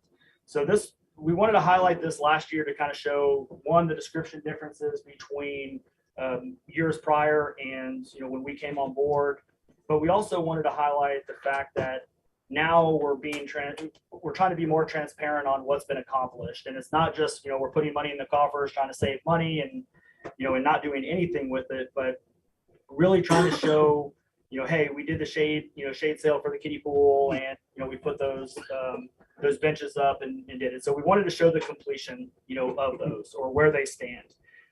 Obviously, things throughout the year can change. For example, the monument signs and the refloat on the wave break. While we had those budgeted, some of the kind of the master plan or some other things shifted those. We were still trying to look at some of the LED signs, where to put them, but we didn't want to rush it and just put up a product without really getting council involved in that one and what it would look like. And so we kind of held off on some of that. The refloat or the wave break. The refloat or the wave break. We tried to put in for a grant. We didn't really get that one. That was okay. And so we didn't really want to rush it. We do need to get some new engineering and design on it. again, with materials kind of being what they were, lead times and everything, we're like, yeah, let's just kind of hold off and not just spend money to spend money. And so those monies didn't necessarily get allocated for anything, but they could be if they needed. If you look on the roads maintenance one from sales tax, it shows only 5%, even though we did a lot more in roads. The reason why we did that is the road maintenance sales tax, from sales tax is going to be, we're really looking at it as it is a restricted fund. We have to use it for roads. And so we're really kind of accruing it, even though we're not accruing it. So as that money kind of builds up and we restrict those funds, year over year, we can use those restricted cash balances, either for engineering and design or for like major road projects. And so we're really getting asphalt and pallets of asphalt and hot mix, rental equipment. We're using that out of really the general fund road maintenance budget. That way we're not tapping into restricted funds that we could really, use if we have to. So that's why it shows that we didn't spend money, but we did spend money. They put about 3 pallets of cold mix down so far.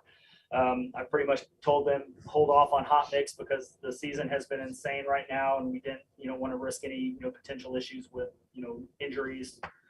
So we're holding off and trying to, pray for cooler weather so we can start putting some hot mix down.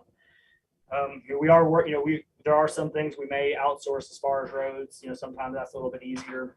Talking about roads real quick, the 2014, master infrastructure plan has a really good road thing. So we actually, even though we budgeted for a road study in it at 44,000, we really think that we're just going to use that for actual road maintenance instead, simply because that infrastructure is pretty accurate, or at least accurate enough that we can, put out some RFPs, see what we get back, and really just start kind of tackling roads from that one. We think it's a good starting point, and I know every council member had kind of addressed some of the concerns about why have a study if we don't use it. Well, I think this is a great example of let's use it, and so we'll at least go to the point that we can't use it anymore, or we feel it's best. Worked out really well unintentionally. We did that oak core drainage plan, and we had the engineers go out. This was before at least I knew that infrastructure plan existed, which they probably could have told me and I just forgot, highly possible. But when we actually compared the engineering that we did on through our engineers, and then we compared it to the 2014 infrastructure, it was pretty darn close. And really what that told us is that infrastructure plan is relatively accurate. It's still valid from a sub-drainage basin perspective. But it also shows that the engineers that we got are seeing the same things that other engineers are saying. So it just added some validity to that master infrastructure plan. As you can see, the server chairs, a lot of the stuff, kind of came to fruition this year. Encode 10 modules. There's a couple modules that we held off on, like a purchase order module and some others, but that encompassed a lot more than just Encode. There was, Municode. There was some other software, agenda management, digital permitting. Here's another one. Timekeeping system. So there are some things that are going to really kind of help us be a little bit more efficient in the future and not spend a ton of time, on payroll. We're still entering payroll manually at this point, without any timekeeping. So it'll help us better track some of those, those liabilities, and also, keep better track of time, and also not spend as much time, kind of on payroll.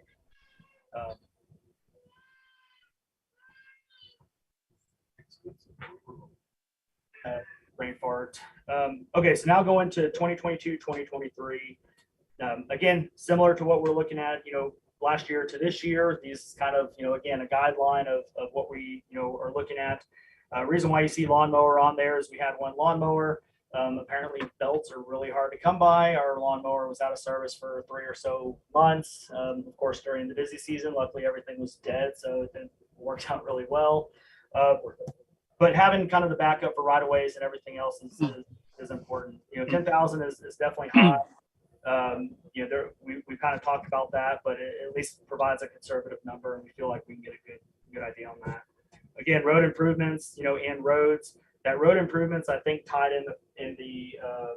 Yeah, originally put the road study, but then when you said let's strip Correct. the existing one, I just changed it to road. Correct. So we already rolled the road study plan out. That was going to be about 45. We rolled that into the road improvements, but now we have about 110,000 plus whatever is restricted in previous year's road maintenance tax. So we'll really be able to try to start, putting some RFPs out there to see if we can get some, chip sealed and, and fixed.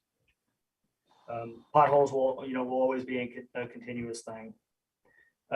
So you'll see shades for the picnic area. This is one thing we could cut if we wanted. This is a once. The shade over the kid pool was a big hit this year. We looked at engineering. We actually did the engineering for basically if you are standing on or with your back to the community center, the grass area overlooking the lake. We're looking at, considering putting basically 4 patio areas that would have a split cantilever shade over each one to provide some more seating area and some more shade area. So that's roughly, I think it was about 18,000, but we don't know how materials and stuff are. Engineering and everything's already done. It's one of those things, we can always push back if need be. Definitely a want.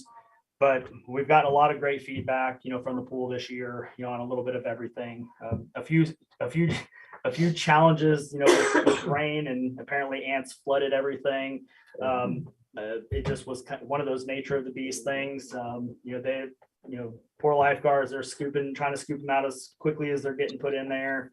But overall, so far we've had a really great year, and hopefully we finish out this year successfully. I think we're pretty darn close to revenue projections on it. It is a little expense over revenue, but again, we put in the shade sale. We got the new lounge chairs, the blue ones. We were able to keep some of the existing white ones. We thought about, finishing out some of the blue ones, but those are things that we can do at a later date if need be. And the big one that we're looking at, and somewhere potentially on here, maybe one of the things that we really need to look at is going to be resurfacing or relining the kid pool. It was, the team MacGyver over there, BJ and his crew did what they could, with gunite and everything else. It survived as much as they could, but He's not here and you call him MacGyver. Or did you? No, they know it. They know it. If I need a team to go in, do it. How old is that pool? Oh, gosh. It was put in before 1970. We became a city in 70. It was here before then. Yeah, and they've done a great job of maintenance on it. But yeah, the kid pool really needs the relining. And so we got to get a quote for it. Again, materials, everything else is just challenging. If anything we do down there, I would say that is a need. That is definitely a need for next year. We don't have to do, I don't think we have to do the big pool yet. We're going to get a quote just to kind of see what it would be. But the kid pool, definitely, we got to get it relined. Even the Band-Aid stuff that we did this year didn't work. Luckily, they weren't sharp shards, and so it worked out really nice, and they kept it as clean as possible. The big budget on PD, which we'll kind of talk about as we hit the police department, kind of going through it, is 2 vehicles. These 2 vehicles are, one's practically a lemon, beyond the lemon years. One's a 13 and one's a 15, I believe, or a 14. Or what? Yeah, 15. Yeah. Yeah, 15. And so these 2 new vehicles will be replacement vehicles. We're trading in 4 vehicles for it. 4 vehicles for it. So ideally, the cost will be cut down. One thing on department replacements and fixed asset replacements is you would think it's a simple question, but it's a question that we definitely make sure we address is what is the all-in cost, from manufacturing to complete loadout. And so it's roughly about $60,000 per vehicle. We did factor in some estimates on trade-in value, so that's why it came down to 115. Was it 115? Yeah. Yes. Yes. So you're looking at about 60,000. I think it was 60,000 per vehicle. And so that's all in. That's not coming back later and saying, hey, we have the vehicle, but we need computers, we need decals, we need lights. No, that is all in, ready to go onto the street. What this will do is this will still keep 2 vehicles in reserve, 2 Tahoes in reserve. Again, we're working on trying to build up our reserve program, a little bit more. They're doing a great job on that. And then so that way the bailiffs and we have a reserve vehicle should another vehicle go down. The goal in the future will be to replace one vehicle a year. And again, as we go into the fixed asset replacement or the FARF planning, that'll really help us identify inventory, when to replace them, how to replace them, how much, we'll add multipliers and stuff in there. And y'all will not just see on a per vehicle, per department basis, you're going to get to see a citywide inventory basis on ideally what it would cost over the next 5-10 years to replace capital. We'll talk about it more later. I'm a stickler on this just because this was a huge pet peeve of mine in Mont Bellevue that they didn't do. A fixed asset replacement fund is for capital replacement, not for capital projects. It is designed to replace things, not to tie in and be a placeholder or a slush fund for stuff. So if there's a new vehicle for a new officer that's coming on board, it comes out of their operating expenditures, not out of the fixed asset replacement fund. Once they purchase the vehicle out of the OpEx, then it goes into the fixed asset replacement fund for a future replacement. More to follow on that. Like anything, computers and stuff, we got to continue to get on our replacement plan. Every department, while they've already really been doing it internally, we're trying to consolidate those on the city level, really so we have a broad understanding of each department's replacement plans. Again, we don't want to tie everything into a fixed asset replacement fund, only very specific things or high dollar items. Everything else really, should be tied into either the enterprise or to the specific departments. For example, bunker gear, they need a budget for bunker gear, every single year. So one, they replace bunker gear every single year or a set amount, but it'll keep their budgets relatively flat, kind of that hybrid zero-based budgeting. Body armor was one that we kind of adjusted last year, where instead of, every 5 years, there's $35,000 worth of body armor being bought. Now it's replacing body armor, a couple every single year, and it keeps the cycle going. So it'll take a few years for these replacement plans to really stabilize, but once they do, it'll work out really well. Another great example of high dollar replacement plan is going to be the cables at the marina. We have about 26 cables at the marina, and they're about $4,000 a pop, give or take. And so instead of trying to just be reactive on it, we put those on a plan, figure out how long they last, and then we adjust accordingly. And that way it'll keep those budgets relatively stable and flat over the coming years. GIS is almost up and running. That was a big push for last year. We're going to continue that push for GIS. The GIS system, we'll probably actually get it onto the website here soon, just so everybody can start playing around with it, kind of see the uniqueness of it. But it'll really get rid of our old kind of maps. We'll be able to print the maps on it, but we'll be able to tie everything into it. It'll have our water distribution systems. It'll have roads, streets, parcels, economic development in the future. It's a robust system with a lot of capability that will provide a lot more transparency and a lot more community engagement in the system. And we just kind of got we'll say the non-public side, the back office side of it, recently to start diving into it and trying to fix some of the bugs. And that took almost a year. So again, every project we kind of implement, takes about a year roughly to implement if everything goes really well. Okay, so going back to the departments. Information technology, we don't have a formal IT department, but it is one that typically gets neglected. We did replace the server here at the city, which was much needed. So we've been organizing that quite a bit. It will actually be on the agenda for August 9th. We have a pretty robust agenda, so get excited about that. Yes. There's going to be a server on there as well. It was an unbudgeted one, so it is going to be a budget amendment for PD. We can't have combined servers with PD. There's CJIS requirements and other things that PD has to keep things separately, and so they are going to need a server. It'll be roughly about the same cost, I think, or a little bit less, somewhere around there. A little more. He's going to present it next week, but it'll be on this current budget, not on next year's budget. Hey, Dalton, I'm just asking, or how far away are you from the end? Does anybody need to take a break is what I'm asking. Anybody need How much We longer? went on to right at 2 hours. Does anybody need to take a little break?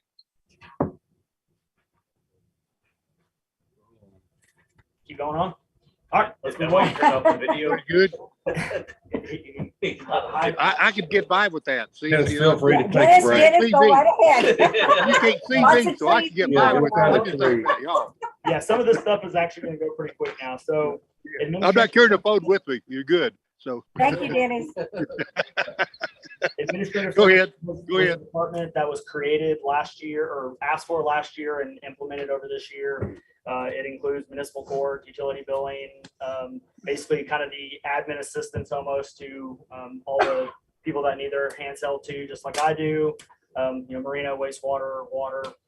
And so they're kind of a jack of everything and really the heart of City Hall and making sure that things move. The municipal court, we kind of rolled it into kind of that part-time 10-20% position. As far as I know, I haven't heard anything, and Camille is very outspoken, if things are not going well. So I will know very quickly if things are not working. She's cussing me right now for calling her out. But no, municipal court is going well. And so far we don't see any changes, but if we do, municipal court was one of the ones that we found a lot of pass-through issues, from state revenue. So it's relatively more balanced. If Carrie wants to speak about that. No, they were identified in the last audit, and just those things fell by the wayside. So now I've gone back to the old audit ways. So But yeah, it'll only get cleaner. so we're cleaning those up, so it'll look a lot more cleaner on that. Police department and code enforcement, again, the big capital project or capital replacement in there is the vehicles.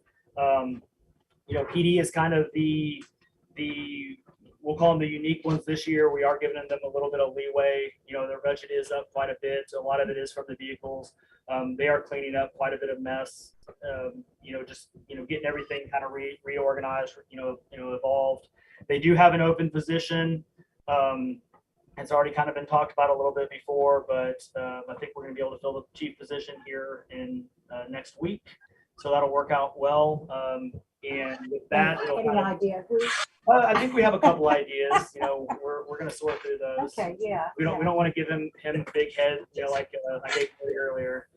But no, it'll be a really great move for the department and for the city. We're very excited to do it. I mean, so much to the point to where we talked about going out and seeing what the market is.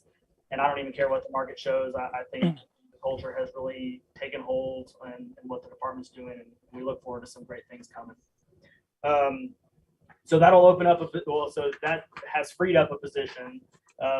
Talking with the interim chief now, Schutze and Toddford over there. Even though that position is open, it'll probably be more of a supervisory position in the future, like a corporal or something. But they're not anticipating filling that, for 6 to 8 months, from the new fiscal year. So there's that full budget or salary has been built in, all in, but there's that buffer in there. BJ's got an open spot too as well. He's had a part-time guy fill it for a while, which has really saved the city a lot of money. That part-time person is probably going to be leaving us soon, so he will have to fill it. But again, those are some of the challenging ones that we gotta find. So there is some buffer in there as well. The really unique one for PD that I'm kind of excited to present. When I first came on board and everybody was knocking down my door, is we need a canine unit, and they're like, why do we need a canine unit? I was the first one to say, why. Of course, the money and the cost of it, it's like, okay, it's high dollar. Why do we need it? Well, a unique opportunity came up. We've been calling it the kind of Nipper Foundation, but it's really the Nipper family. And they would donate basically the dog and the first year of expenses, to get a program up and running. Once the program is up and running, it's about $7,000 on a very high end a year for all the vet, the maintenance, the expenses, to have house a dog. And what's really unique about this one is, there's not a lot of canine assets, in the region. There are a few. Nolanville has one. I think Templer Belt. I have the book. I didn't read it, but there's a few that have it. And what it does is it really gives us an opportunity to kind of play more on the regional stage. There's also no dog on boats. And so having a canine unit capable of, being out on the lake and providing assets to other regional partners and and really becoming part of the law enforcement community provides a really kind of unique aspect, especially since really the first year, the high dollar portion of it would be donated to the city, which I thought was kind of cool. The other side of it is this really gives us an opportunity to, not that we haven't been doing it, we've been doing it, but it really helps us put a focus on community engagement, PR events, and everybody loves dogs. Well, most people love dogs unless you're a cat person, but this person can really provide a unique asset on the ground, to work on, to be a part of community engagement, community policing. Like I said, this is one of those ones where if we would have had to pay for it up front, answer's no. But because of the unique opportunity, and it, being built into the budget for next year, all-in expenses are covered this year, and next year the expenses would be about $7,000. To me, it's one of those things. The challenging things with public safety is vertical. Sorry, contact. Is vertical promotions. They're non-existent, and so the best opportunity for retention and kind of being competitive in the market is those lateral opportunities. Finding means that they can go out and do more within their positions. For example, working with the sheriff's office or working with the game wardens to get on their boats and provide other areas. Looking at bike programs in the future for events, and there's a lot of different things that are really low cost ultimately to cities, but can potentially provide revenue streams in the future. Operating on a regional stage. We don't know those yet, but as that gets developed, as it gets developed, It's good to see you. Really, it happens. As it gets developed, there's more opportunity out there for that. But kind of Hey, unique. Dalton, is there any restrictions on how long we have to keep that dog if the canine unit in effect, if we accept that? So obviously the negotiation piece would happen, after the budget kind of season, talking with the Nipper family. Really for me, as far as the city manager piece and having to be stewards of the taxpayer dollars, once the donation happens, it's a city asset and there's no going back. Okay. Yeah, that's pretty much going to be the contingent on it, where we have to make sure that we're not tied to a donation, or this. So, or at least, beyond the first year, of that, so No problem. I can Just be ask. a year on there, but yeah. But you're looking at about a 7 year. If you run the life of a dog, it's about 6 to 7 years that the city's done. Now you can cut it short anytime, but usually the 5 to 6 years when you start a life. So yeah, so two parts. Donation piece, from accepting the donation, I'd say no more than a year. That's pretty much my limit on it, contingent upon that. Beyond that, it would be, like Tonford said, about 6 to 7 years. But first year all in, everything is paid for to include training and everything. Maintenance, parks and recreation, kind of starting to throw that buzzword in there. They've been pretty busy. Again, they have an open spot. Really nothing too crazy going on with them. They're kind of, like I said, they're Team MacGyver. They do everything and screw up everything and fix it again, and use little resources. I don't like to be like that. Use little resources, to make a lot of things happen. But they're definitely our go-to when it comes to to getting things done. And so we definitely appreciate everything that they have. They have saved the city a lot of money over over the course of time, just in various maintenance projects and facilities. And each one of their members, there's some opportunity for investing in each of these personnel too, from a standpoint of electricians, or not necessarily plumbers, because that's a huge process, but each one of them has their kind of niche. And like an opportunity that we can look at pursuing this year is kind of bringing some of fleet maintenance or preventative maintenance into the city. We pay quite a high dollar for just changing oil when we got folks that can do it. And so there's little opportunities that we can do to cut down preventative maintenance costs and tire changes and everything, and these guys love to do it. Library, they're increasing their budget by a whopping $290, so congratulations. They chairs. do what? Is it for new chairs, I hope? No, that's not in the budget. No, sorry. Community center and pool, Roughly we have about 15 lifeguards that are part-time equivalents for seasonal lifeguards. Again, we've had a full staffing of lifeguards this year. I really got nothing bad to say. We've had a great year. We're going to continue to kind of do so and move forward. If we need to pivot, we'll pivot. On the next page, you can kind of see the season passes. Last year, we had about 153 to 156, with most of them being non-resident. This year, it kind of shifted, which was kind of unique. 170 season passes with only 39 of them being non-resident. So I thought that was kind of cool that a lot more residents are getting season passes and using the facilities. I try to go out there at least once a weekend, just kind of talk with lifeguards, and engage with some of the community, both residents and non-residents. And really, this has probably been a pretty quiet year, even more so than last year. And so that was pretty good. We still got a couple weeks left, so I don't want to speak too soon. PPF fund, I still don't even know what it's called. They keep telling me and I keep forgetting, but it's the city council kind of public fund thing. Either way, everything, city council related, election related, kind of public facing, things, that's what's coming out of this fund. Obviously, there was a substantial increase in the funding of this. One, we wanted to make sure we actually, before we had allotted some of the training stuff out of administration, we wanted to roll those training funds into the PPF to reflect them appropriately for transparency. The other one on here is did we keep the 25,000 in this one in the PPF? Yeah. Yeah. So we budgeted for 25,000 in the PPF. We're debating whether to do it in the community center or in PPF for audio visual equipment. That's been a big push, from everybody about, not being able to hear and trying to provide, best audio and visual.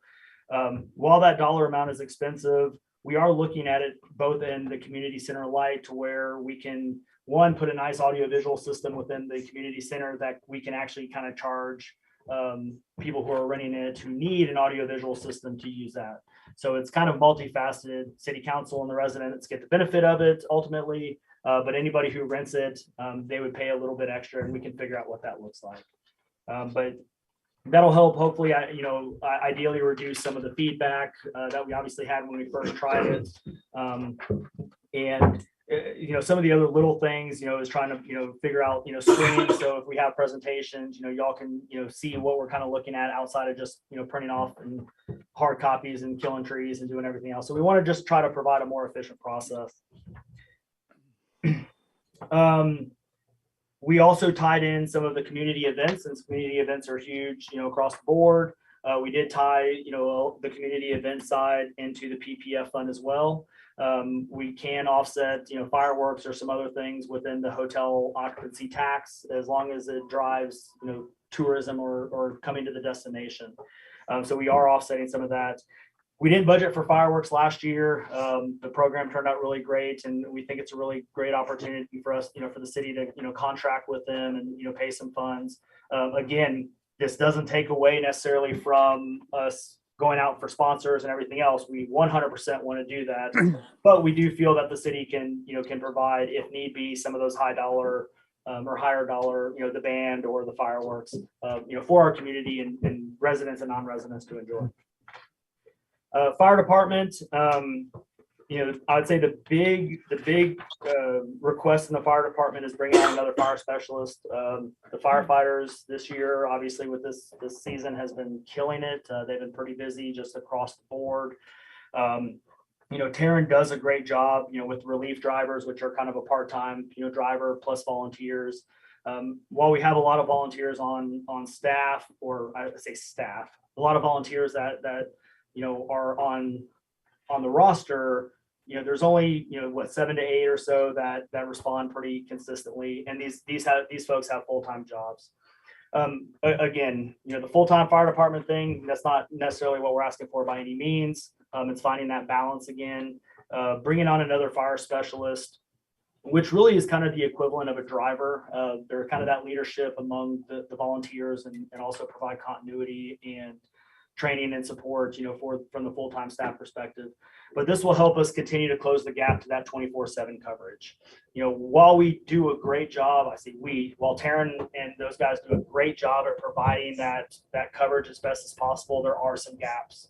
And, bringing on another fire specialist will help continue to close those gaps a little bit further. The other thing next year that we would look at for the following year, for 2024, would be like a SAFER grant, which is grant funding for wages for firefighters. And that would cover, I think, a 2 to 3 year span, of it, and let you kind of phase it out. And so we didn't have the opportunity to do it this year.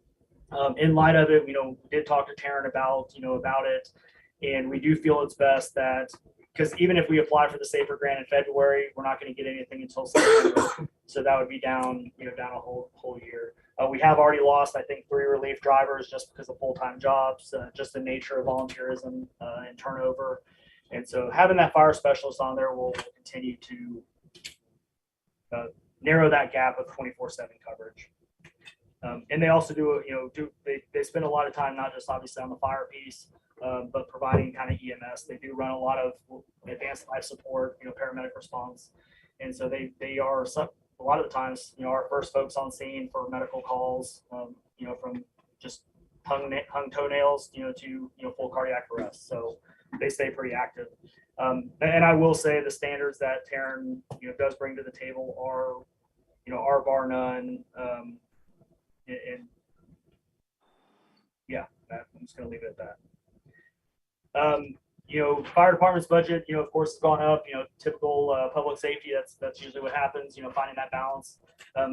Again, this is everybody's wish list. A lot of the budget increase, and especially in fire, is the preventative maintenance side of things. Not necessarily the preventative maintenance on the trucks. Obviously, that's one area. But also, hose testing and making sure that all the hoses and equipment and everything is right. Building in those not buffers, but building in those replacement plans, for bunker gear and making sure that they're up to the standards, that NFPA and OSHA and everybody set. Again, continuous improvement. Having the trucks, while sometimes they can be a liability and they are expensive, the important part to note on the trucks is, we're an ISO 3 rating. While that mostly focuses on the insurance piece, to compare it, City of Temple just got an ISO 2, and they're a fully staffed 24/7, city. City of Belton is an ISO 3. So we as a volunteer department, Taryn has done a wonderful job at not focusing just on the monetary, hey, let's accomplish this, goal. He's done it just in the natural operations and administration of it.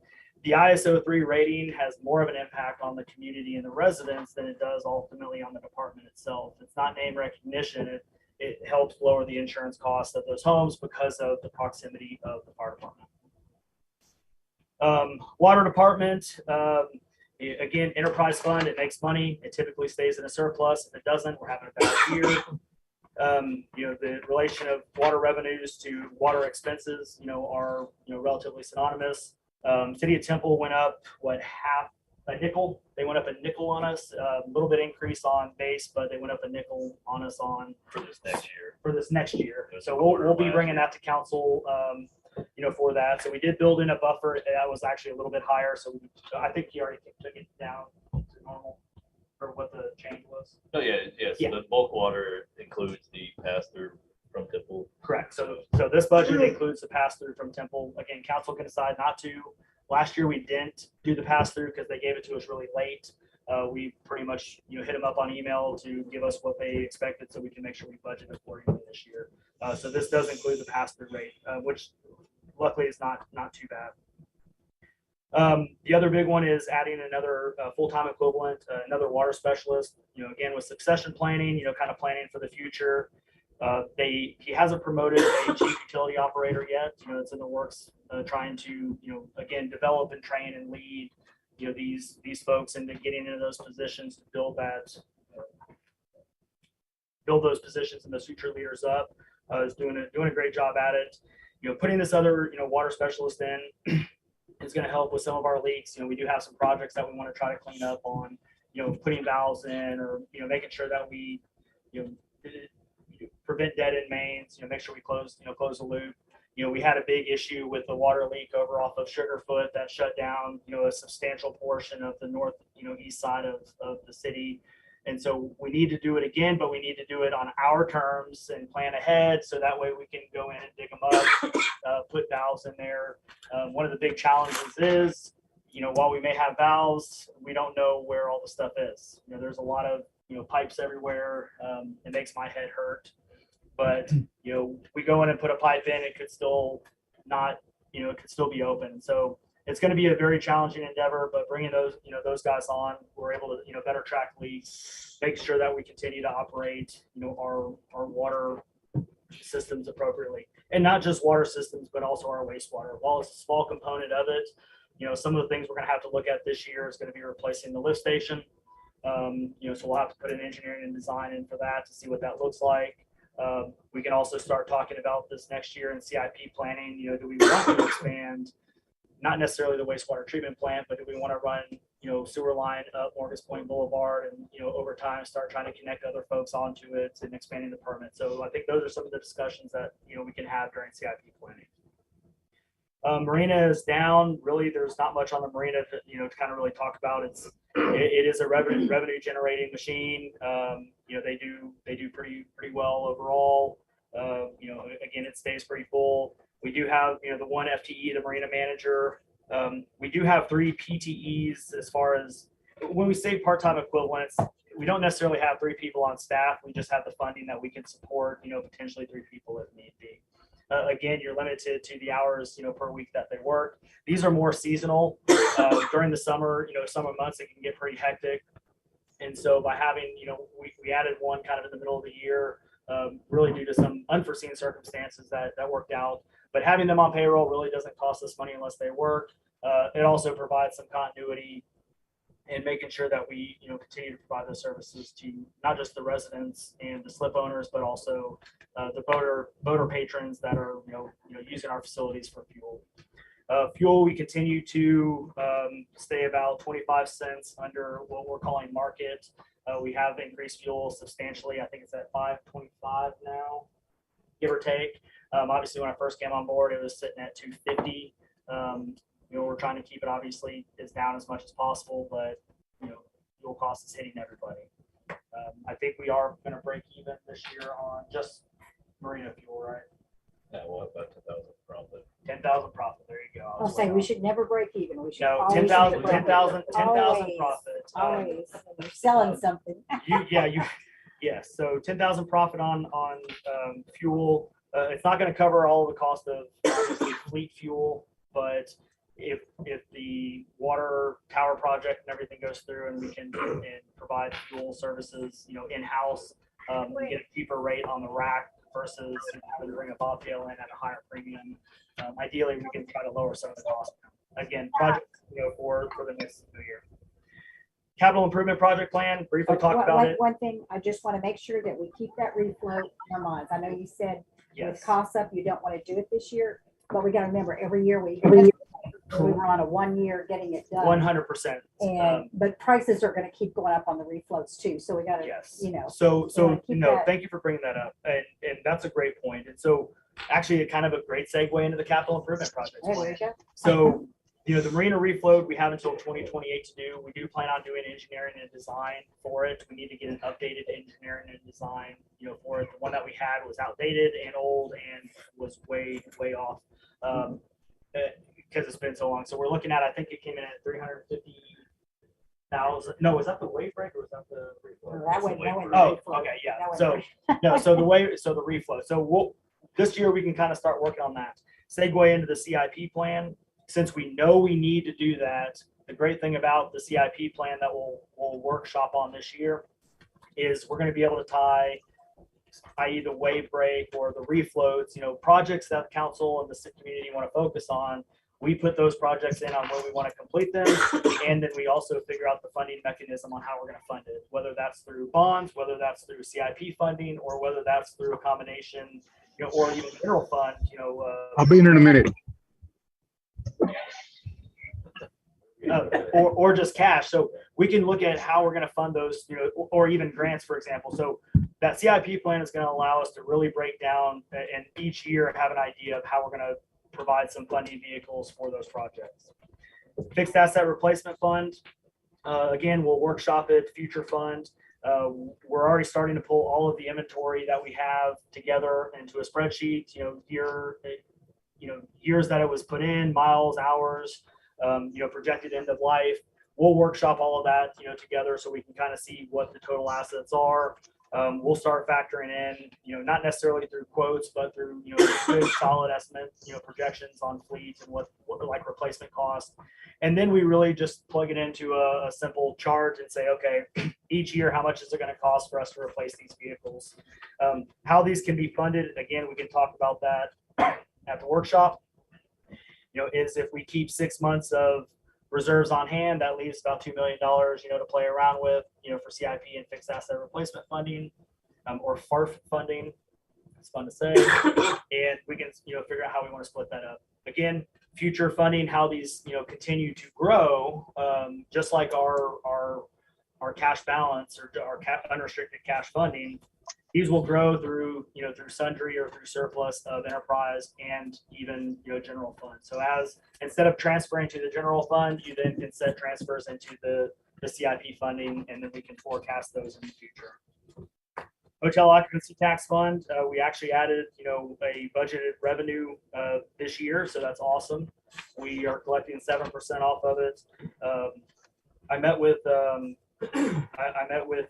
chief of staff from Buckley's office, kind of talked about the 88th legislation that's going to be coming up. And I gave them our hotel occupancy tax application. They were extremely impressed with it. We know it's going to be on there. And so, we look forward to potentially working with them to try to come up with some, some really amenable resolutions on short-term rentals, what that looks like and how we're looking on it. I don't think we've had any calls to short-term rentals that we are tracking at this time, which is awesome. That really goes to show that not only are the residents or the owners are doing what they're supposed to do and what they've done, we are now holding them accountable based off of it. And again, it's finding that that balance. If we just say no to everybody, then the state can say you can't. It's private property. We don't know. Or we say, look, let's work with them. And then when we do have to pull a specific use permit out of it, we have 9 other short-term rentals that are like, yeah, we don't want them to be a part of that system. They're bad for business, bad for the city. And so we want to work on that partnership. And we're starting to build those relationships in the upcoming 88th legislation. So, yep, budgeting hotel occupancy tax. One of the big ones that I actually don't have in there and completely slipped my mind as I was typing away on this this thing is economic development. One of the things. Hey, Dalton. Yes, sir. Y'all getting ready to lose me. I'm out of my phone's getting ready to go down, and I'm not in a real place where I can recharge it. So if y'all lose me, I'll be back in touch tomorrow. Yeah, we're almost done. Yeah, we'll go until we lose you. We're almost done. Yeah, it's just going to fade out on me here in a few minutes, I think. So anyway, thanks, folks. If I miss y'all, I'll talk to you tomorrow or next week. Take care. Economic development. One of the things that we kind of uncovered as the process, there was a 72-ish. My numbers are off, so just know that they're going to be wrong. But the $72-ish thousand loan, for the Cleppis Park, remodel or redo or build out, I guess I should say. There was some fine print that we didn't really catch until after the fact for the in-kind, and it ended up only being 50% match. The EDC did, generously give us the $36,000 that we got from the Texas Parks and Wildlife, on it, but it still leaves about $35,000, left. We kind of, Perry and I kind of chatted about it. The money's already spent. It's already there. It's been a great park. And I think this would be an awesome opportunity, really for the city to just, contribute that $35,000 to the successful completion of that park. And really forgive the balance of that $35,000. Had we had the money at that time, that's when we were stretching things. Yeah. And so had we had the money, we would have gone in with the EDC, my opinion. And so, yeah, I don't anything else. We just. And that's staff's recommendation too. If Do they have it in their coffers? Yes, but pull 35,000 out of their coffers, it's gonna wipe it out. So yeah, so we kind of look at it, we're gonna put a resolution for next council meeting, basically just a contribution to the EDC, and ultimately to forgive the loan. It was a no interest loan. The loan expired, that was the bank, that took a little bit of time. When I first came on board, we did pay all the interest. The city was not going to be paying the interest on it, so they paid the loan, they paid the interest, and so ultimately, we kind of got a great part out of the deal. We are recommending that. The holiday schedule calendar, I did put this, we talked about it last year, but it wasn't as clear as kind of handouts. We were jumping through the something. We wanted to make sure.